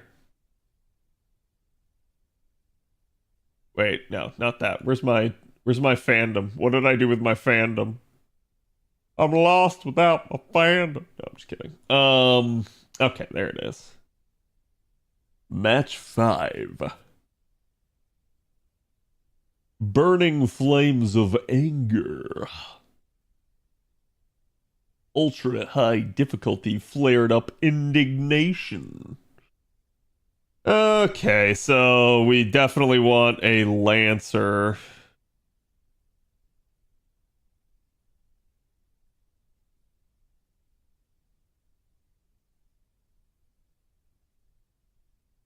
For that one, the gimmick is the last bar break. He'll get 1 times guts for every 3 times burn stacks on the field.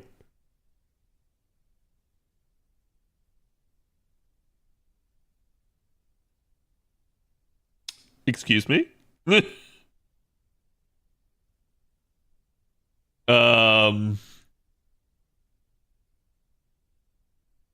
He applies burn on attack. Oh boy. So what you're saying is I should probably take somebody that can cleanse. Use Castoria's Purge. Yeah, Castoria, the real problem here is actually getting yourself a single target to handle him. Because, like, for instance, you can do again like a Lancer, but like Mel might work, right? But my Mel's only NP1. So like I'm not sure she's gonna do the damage. Because that's a fucking million HP by the final wave. So my Melu's not gonna probably cut it. And other single target Lancers, like Arts looping's not really a thing for single target Lancers. Like I could try my hand with my Nagao Kagetora.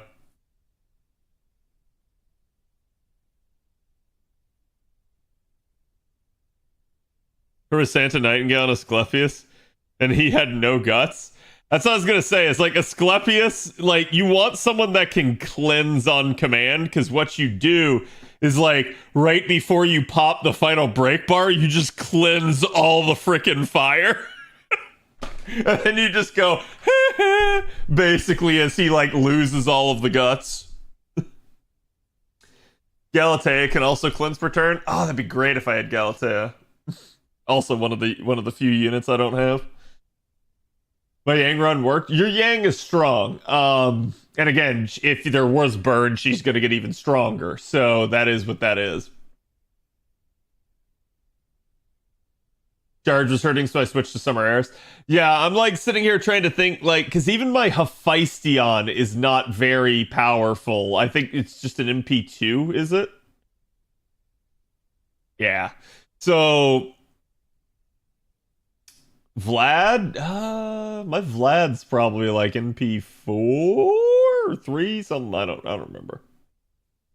We could probably work a Vlad. NP4. Let's see. As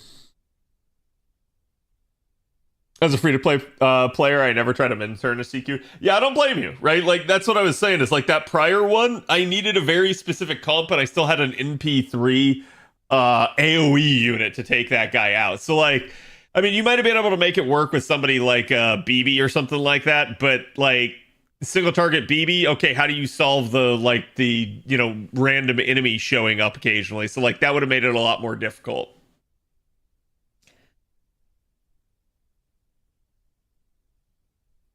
Someone like Vlad will also work properly. Yeah, I'm more worried about like retribution against Vlad. So I'm trying to think like basically how to run this in terms of actual like composition here. Does Reigns have cleanse on NP? I'm trying to remember.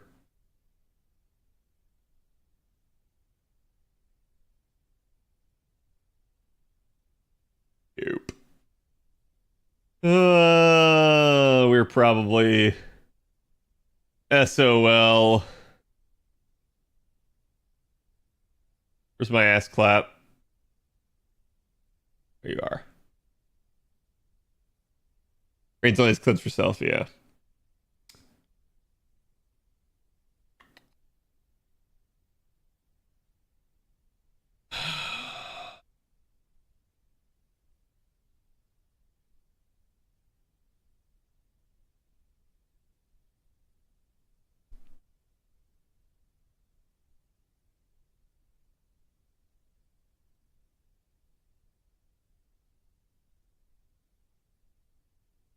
I don't like that I can't hit OK and like get out of this.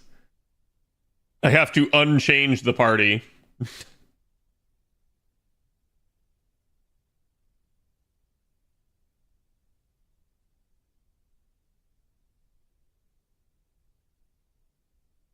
What's the strongest proto I have? Done to reduce burns from him because of on attack. Yeah, it's a good point.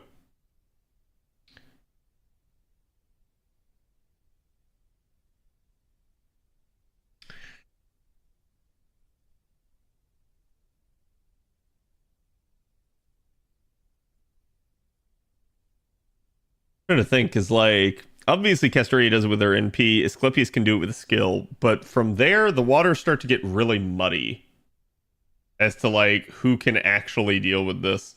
Like, I've got, like, Martha who can cleanse, Medea, Lily who can. Trying to think. But, like, none of them are really offering an actual advantage in this fight, is kind of my issue. Santa Nightingale, yeah, it's probably going to be her at this point.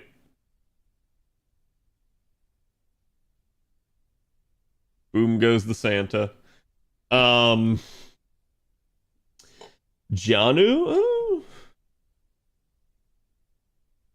Can you use the support Melisande in your own proto? Yes, possible. That require me to use the support Melisande. Surely there is nobody that has a NP5 Melisande with a damage CE up right now. Like, that wouldn't be a thing. No one would ever do that. Nor would they put her in the first Ascension.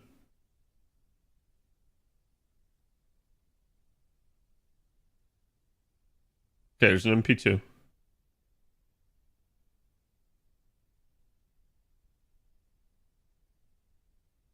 Okay, there's an MP4. I can't believe this. Like nobody actually has an MP5. You guys expect me to use less than perfection? What a rare find. Yeah, like, I can't use any of these. These are scuffed Melisons. Oh, look, here's one. Okay, it's at least 120. Oh, but it doesn't have the right CE on. Oh, no.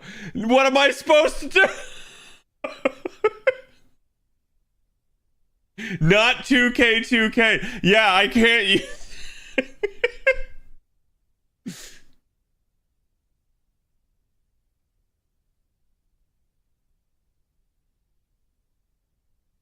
Just say you want to use an Arturia. So this is actually really interesting, because if this had one less break bar, I would Lartoria this.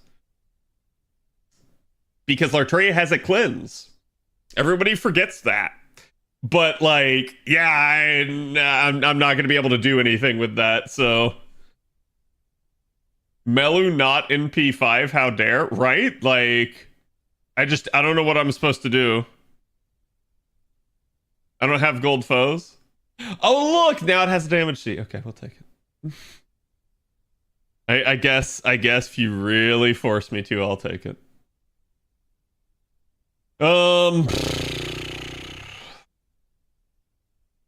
Proto.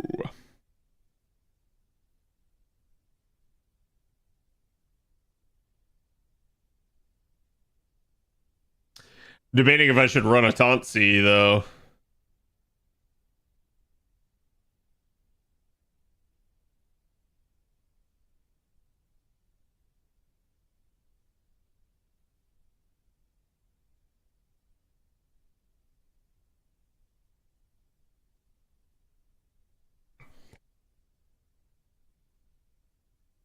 I was looking forward to Vlad's Hatch. I actually kind of was too. But chat does bring up a good point. Throwing away the ability to just use somebody else's insanely powerful Melisande is like taking the hard route.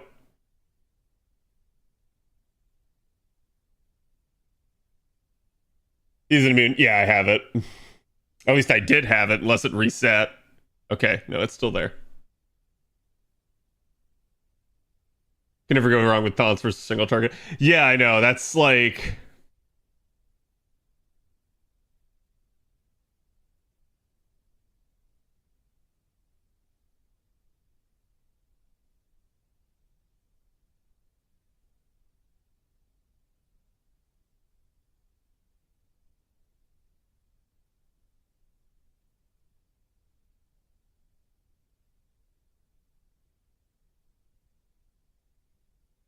Just thinking, because, like... Do I want my cleansers to come in later or right away?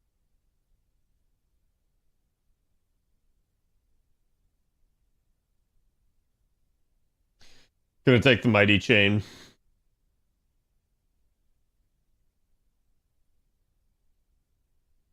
Purely for NP gain purposes for Mel. Because the real problem I'm gonna have here at this point is, yeah, like, no matter how much NP gain she's getting, like, she doesn't have a whole lot in the way of charge.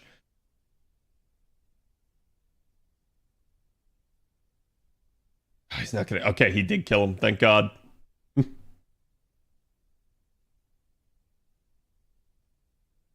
He ended up with 2 guts. He ended up with 2 guts, so we need to stun him. That's unfortunate, but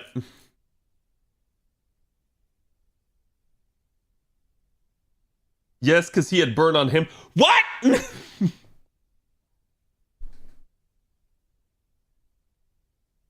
Like, oh my God.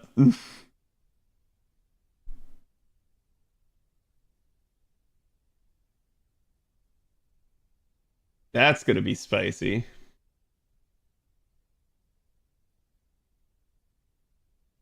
So it's not that, chat, just so we're clear, before I do an unforgivable fuck up, it's not that after his bar break, he has grayed out guts, and any fire he gets after that, he turns into a guts. He doesn't, like, activate it.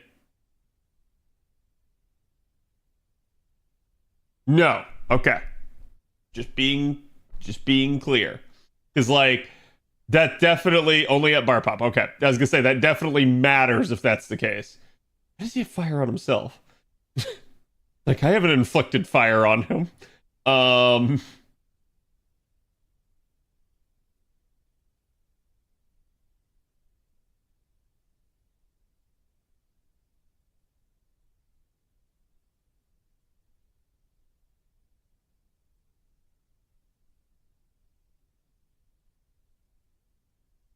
Gonna go ahead and give it to her.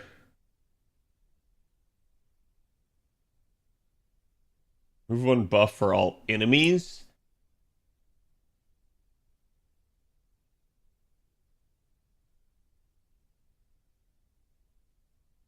Don't have to do that yet.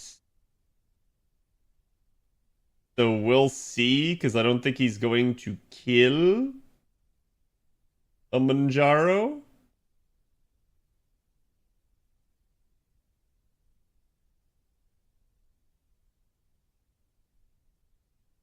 When he attacks, he applies fire. Yeah, that's why I was asking, is he gonna, like, you know, basically end up activating the guts after the fact, essentially.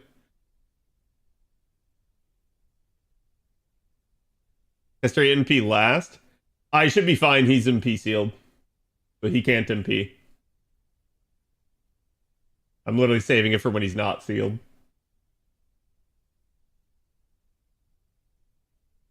Okay, thank you for the free Mel charge, you freaking idiot.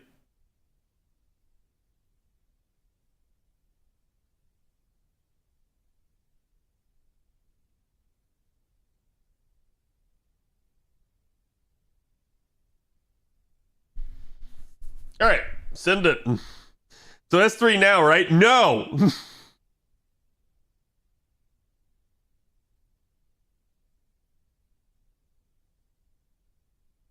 I would prefer not to brick the run. So when I did it, I must have messed up. Well, that's why I was asking for clarification, because the order of operations there mattered.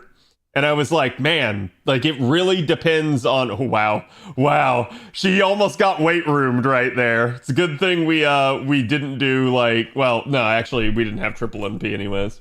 There you go. Easy. Easy 4 turn. Heck W.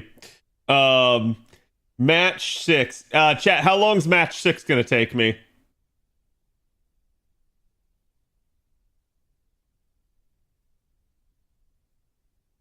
You can 2-turn it? Okay, give me the 2-turn comp. Let's go. Come on, snappy. Let's go. Come on, 2-turn. Do it flat.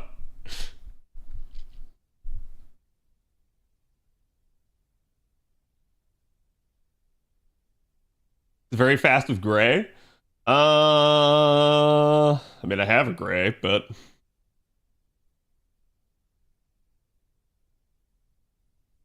I'm assassin, Tai Sui. I assume Avalon is sending. Okay.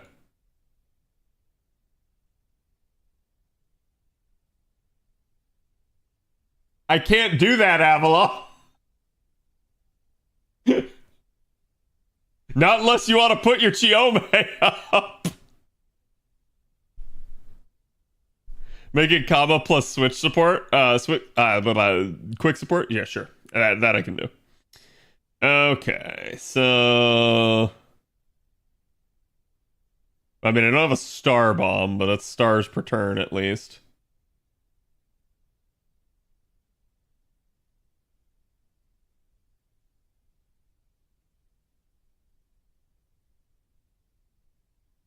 Assassin.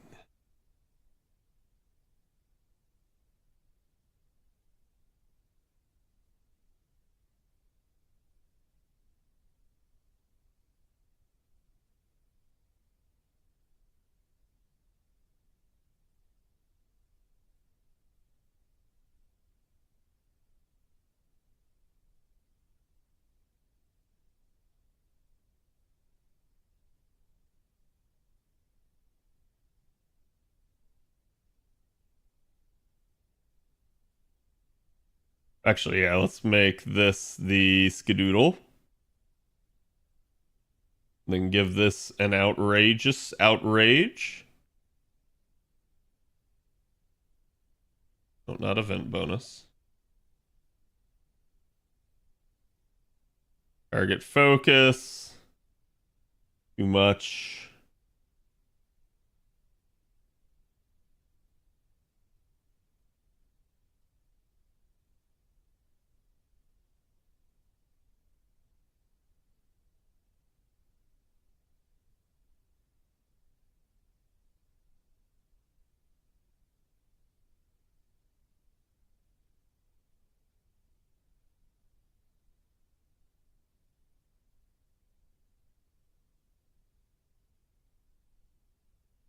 What I did for turn one was card one Talos with two DPS cards and NP Europa. I mean, that's card RNG specific, though, isn't it?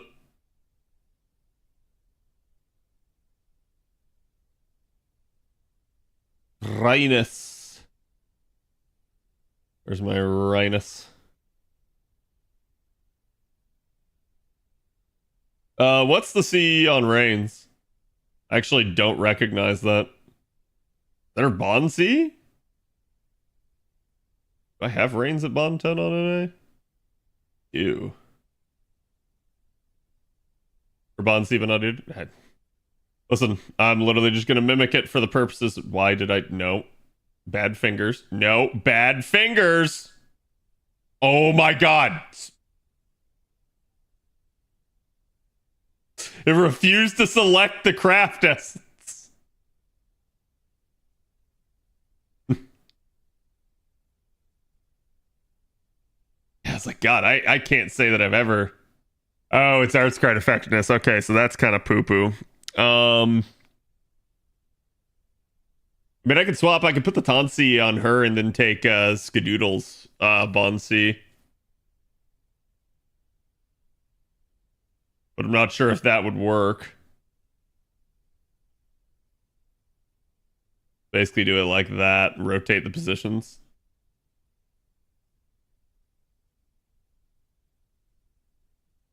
It's also just 3 turn instead of 2. It's easier. I mean, hey.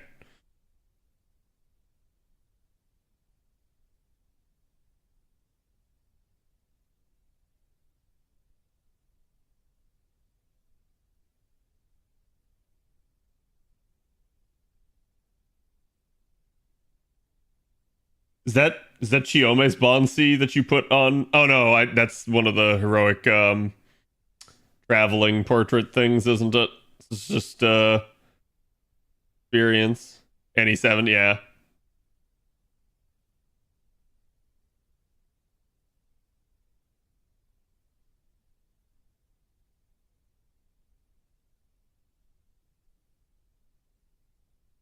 I have no idea if this will work, but fuck it, we ball. I assume OG plug doesn't work, but let's see.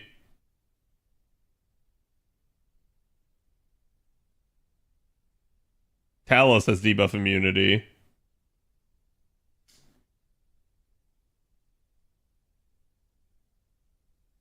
I don't have many Vonsies. I have so many I can't keep track of them is the problem. Could also use Oberon for last bar, probably. Yeah, we'll try it. We'll go with OG. Ah!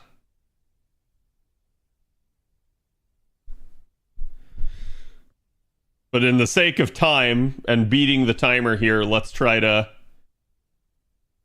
make sure to kill one Talos.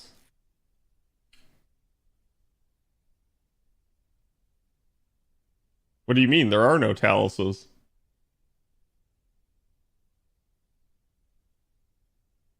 Hey, where'd that come from? Oh,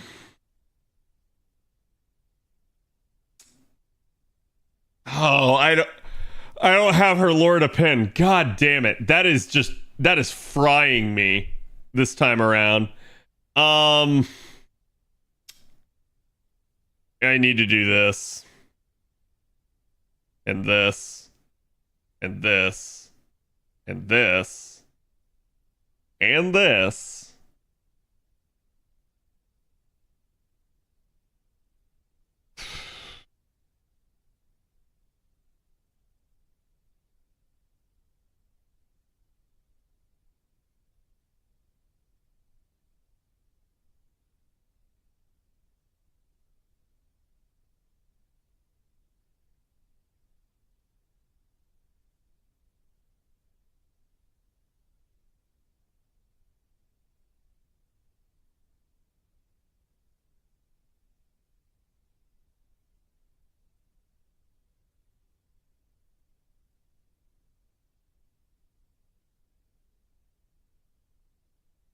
Cat having big brain think?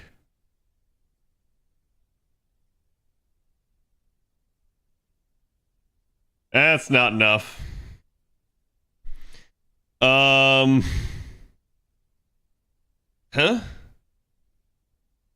Oh, because it's exactly at 11. Holy shit. Yeah, like...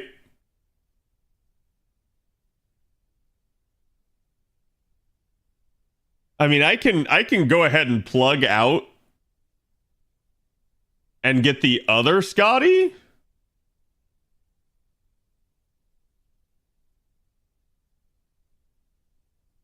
But it's not...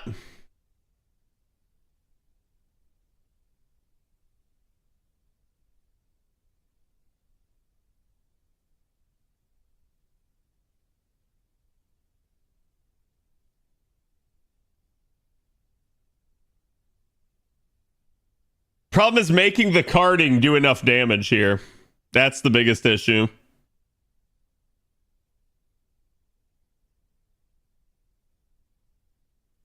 Like, I got 40% attack up over here on the reins. I have Scotty, which is going to do 30% defense down. And some additional quick up on the NP.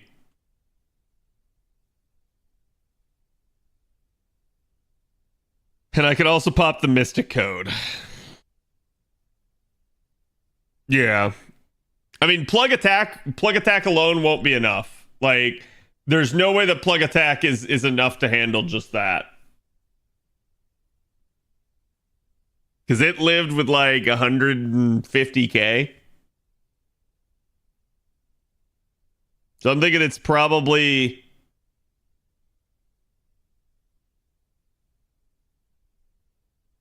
between Scotty and Reigns.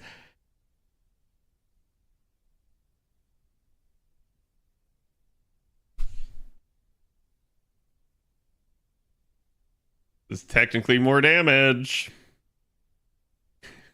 It's technically more damage.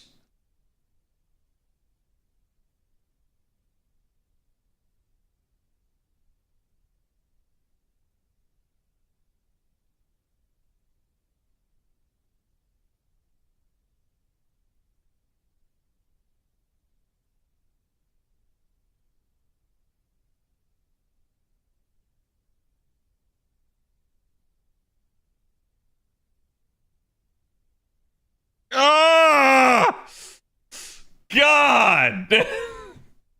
Ah! Martha, attack up? I have to. Like, the problem is I just don't have anything left in the tank with this. Like, I've got, like...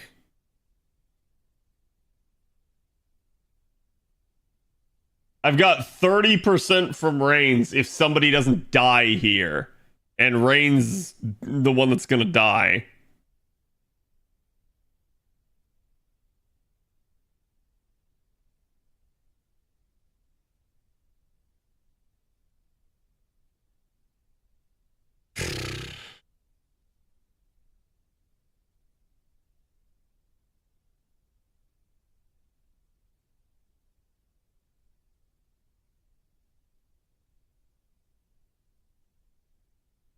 I should got charmed. And I still got weight roomed. Holy shit. Holy shit. That is impressively bad. I assume I don't kill the other Talos now.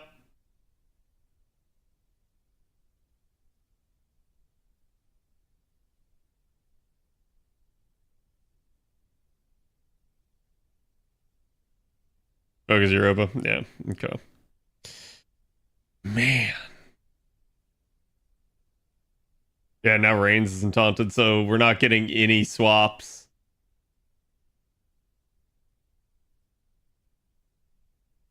Actually, I maybe should have led with the arts card.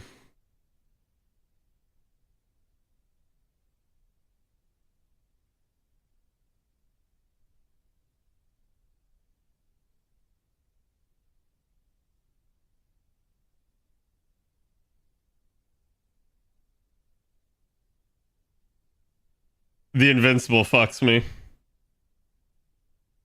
The Invincible hard fucks me.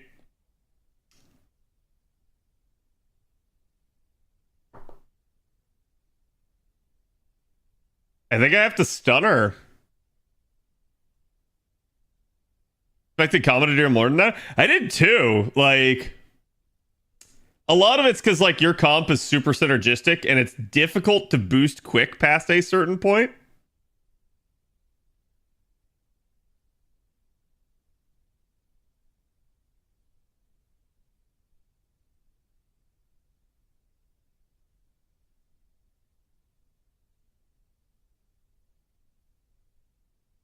And then the Talos charge should get me the rest of the charge that I need.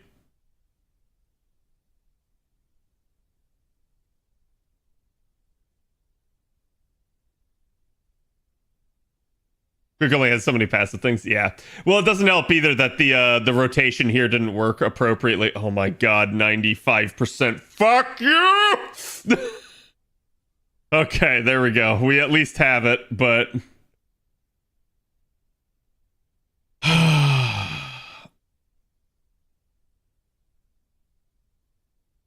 I need a pre-card. This is still not gonna...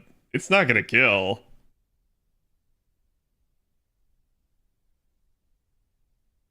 The 80% didn't even crit. Holy shit. I could try to put that later in the sequence, but goddamn. She's still alive because there's a guard there. Wow. Wow. No crits. Fuck off. Game, come on. Missing stars per turn for crits, maybe? Yeah, it's because I rotated the Summer Scotty out. Like I said, this whole scenario was just fucked. Like, I got basically worst possible RNG, and I've tried to, like, make the best out of it, but there's not much I can do. Like, the Buster card was great. The Arts card, not so much, because I would have preferred the Arts card in a later turn for the refund. But yeah, it's like, oh my god, I cannot win for losing. So I can try that. I'll make the Buster card 100%. It'll at least get its time in the sun. I'm not sure if that will help out the quick card.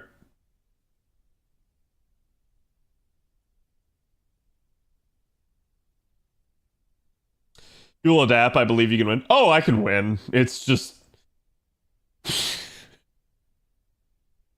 mold worthy. Okay, so this is a lot better. Like, I didn't need to, like, quote unquote kill her here, but I needed her a lot closer to death, was basically the problem that I was running into.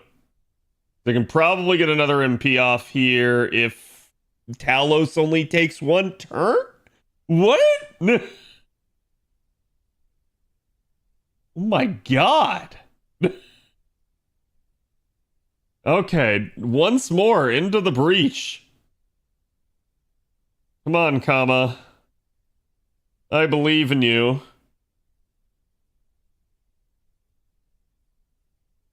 It's just not my day. That was a good thing I popped the invuln there. Alright, but so did she, and she has 3 left.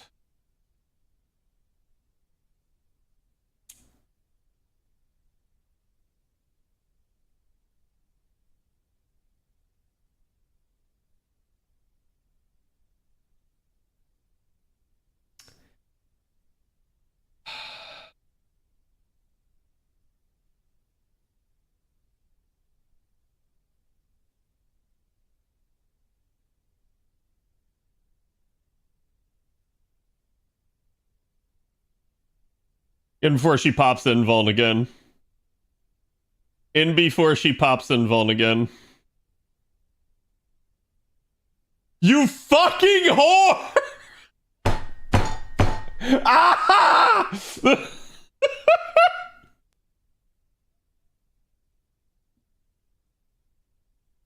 You should have said that. I knew she was gonna do it. So this is kind of spicy. Kama probably lives. Probably, right, chat?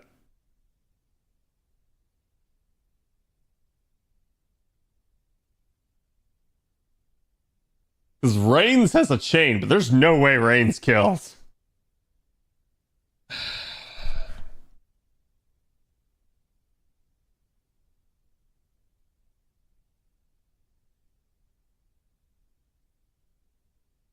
Can you stun Talos? I mean, I can try to charm him with her NP, but...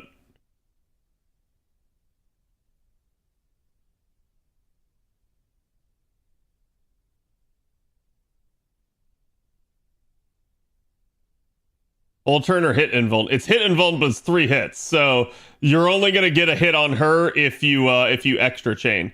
So it's better to only hit her, like, twice. Like actually, unironically, it is better to hit her twice.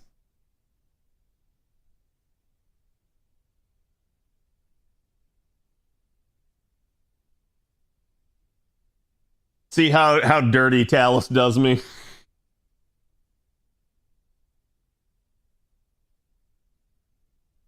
Two turn my ass. See, Avalon, this is why you get judged. You send me a min turn, and then you're like, oh, just use your 120 Chiome, and I'm like,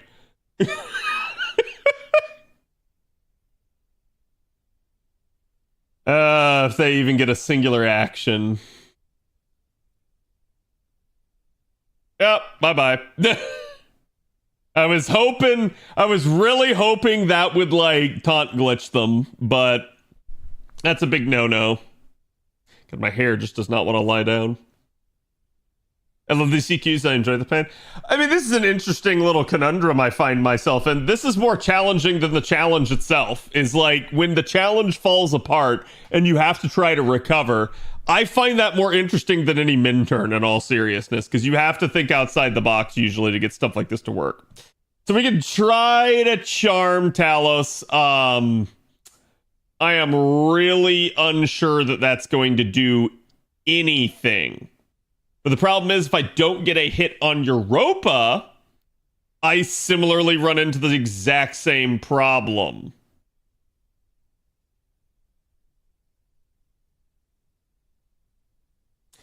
We're going to pray to God that Talos has no magical resistance to charm. I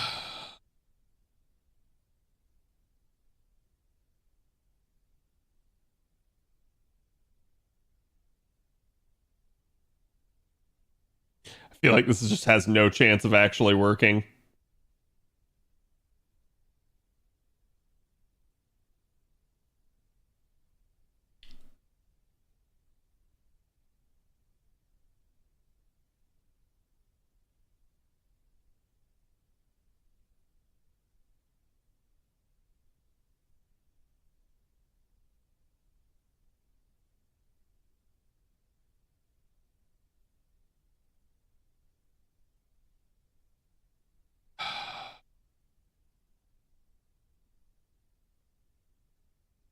That is so cruel, game.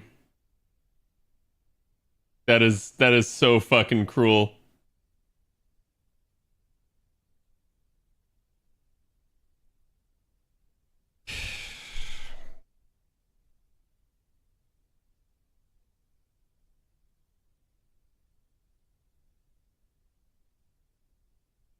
It's not expiring, but it doesn't stack.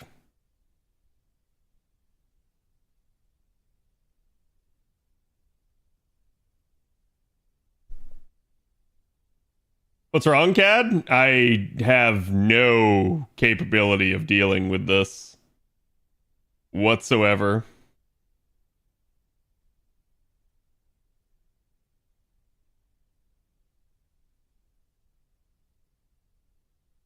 I think I still have MASH on the back line. And, like, that's it?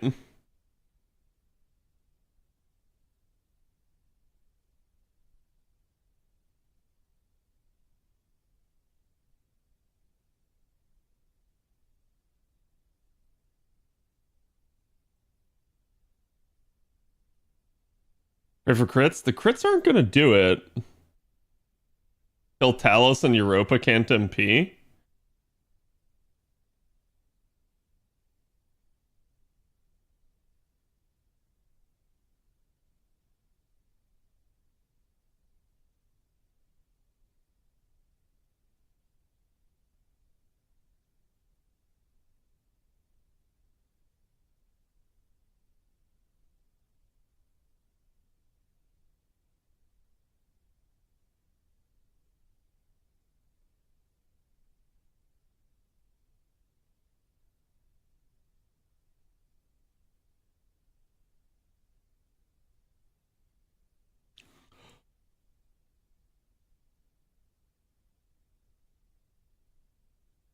Yes!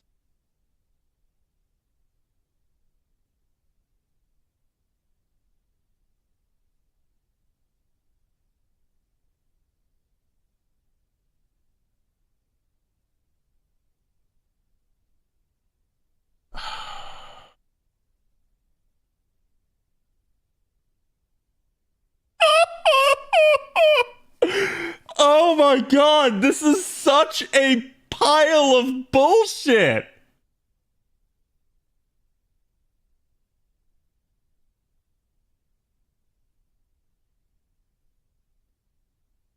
Like, she can't keep getting away with it!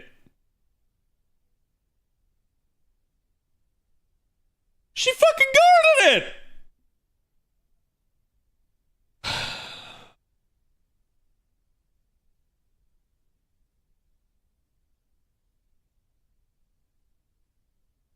And if she weren't charmed, I could at least get off her NP.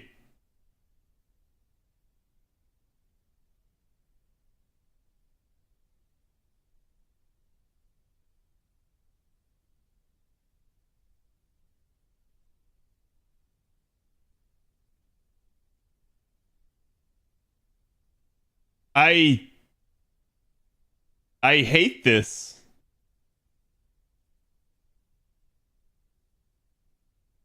Wait, I shouldn't be able to get that effect, but...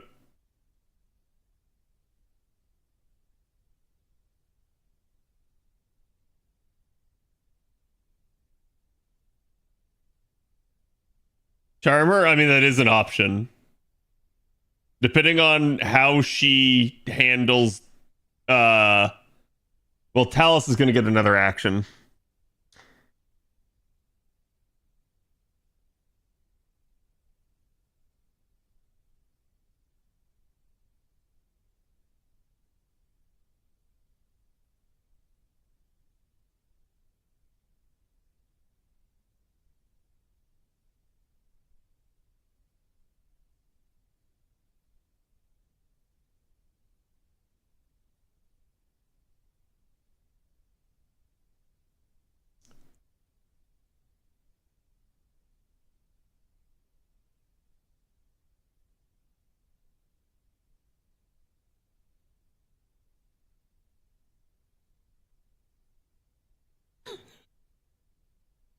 I cannot believe that worked. I cannot believe that worked.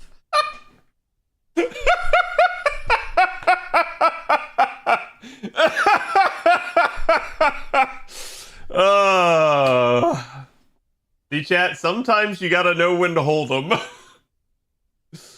Nice 2-turn, by the way. Yeah, first try. First try. Alright, so we just had the final CQ left. Chat, is there a finale and a CQ for this, or is this the... Is the finale the actual CQ? Yeah, I'm not seeing another one. Is it Morgan's last one? Okay, sweet. Alright, we'll handle that tomorrow. We'll probably be doing that. We'll also probably be talking more properly about the Game Awards. I'm going to go through the nominees with you guys and stuff. Potentially have, some farming going on and everything like that. Let me see who else on. It just, that did not need to be that spicy.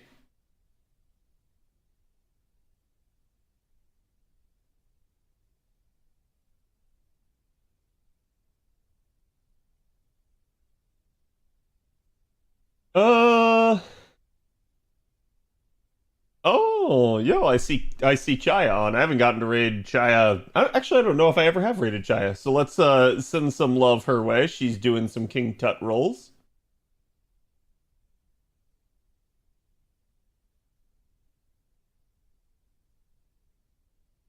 Did I spell that right? Yes, I did. Okay, perfect. So again, like I said, I'll be back tomorrow. Hope to see you guys for all of that. Thank you guys for watching as always. And again, if you guys haven't ever checked me out on Twitter, YouTube, join our Discord. Always happy to have you guys. Join the community, get in there, get talking, talk about other games, talk about the Game Awards, you name it. So I will see you guys for the next one. Go give Chai my love. Good night.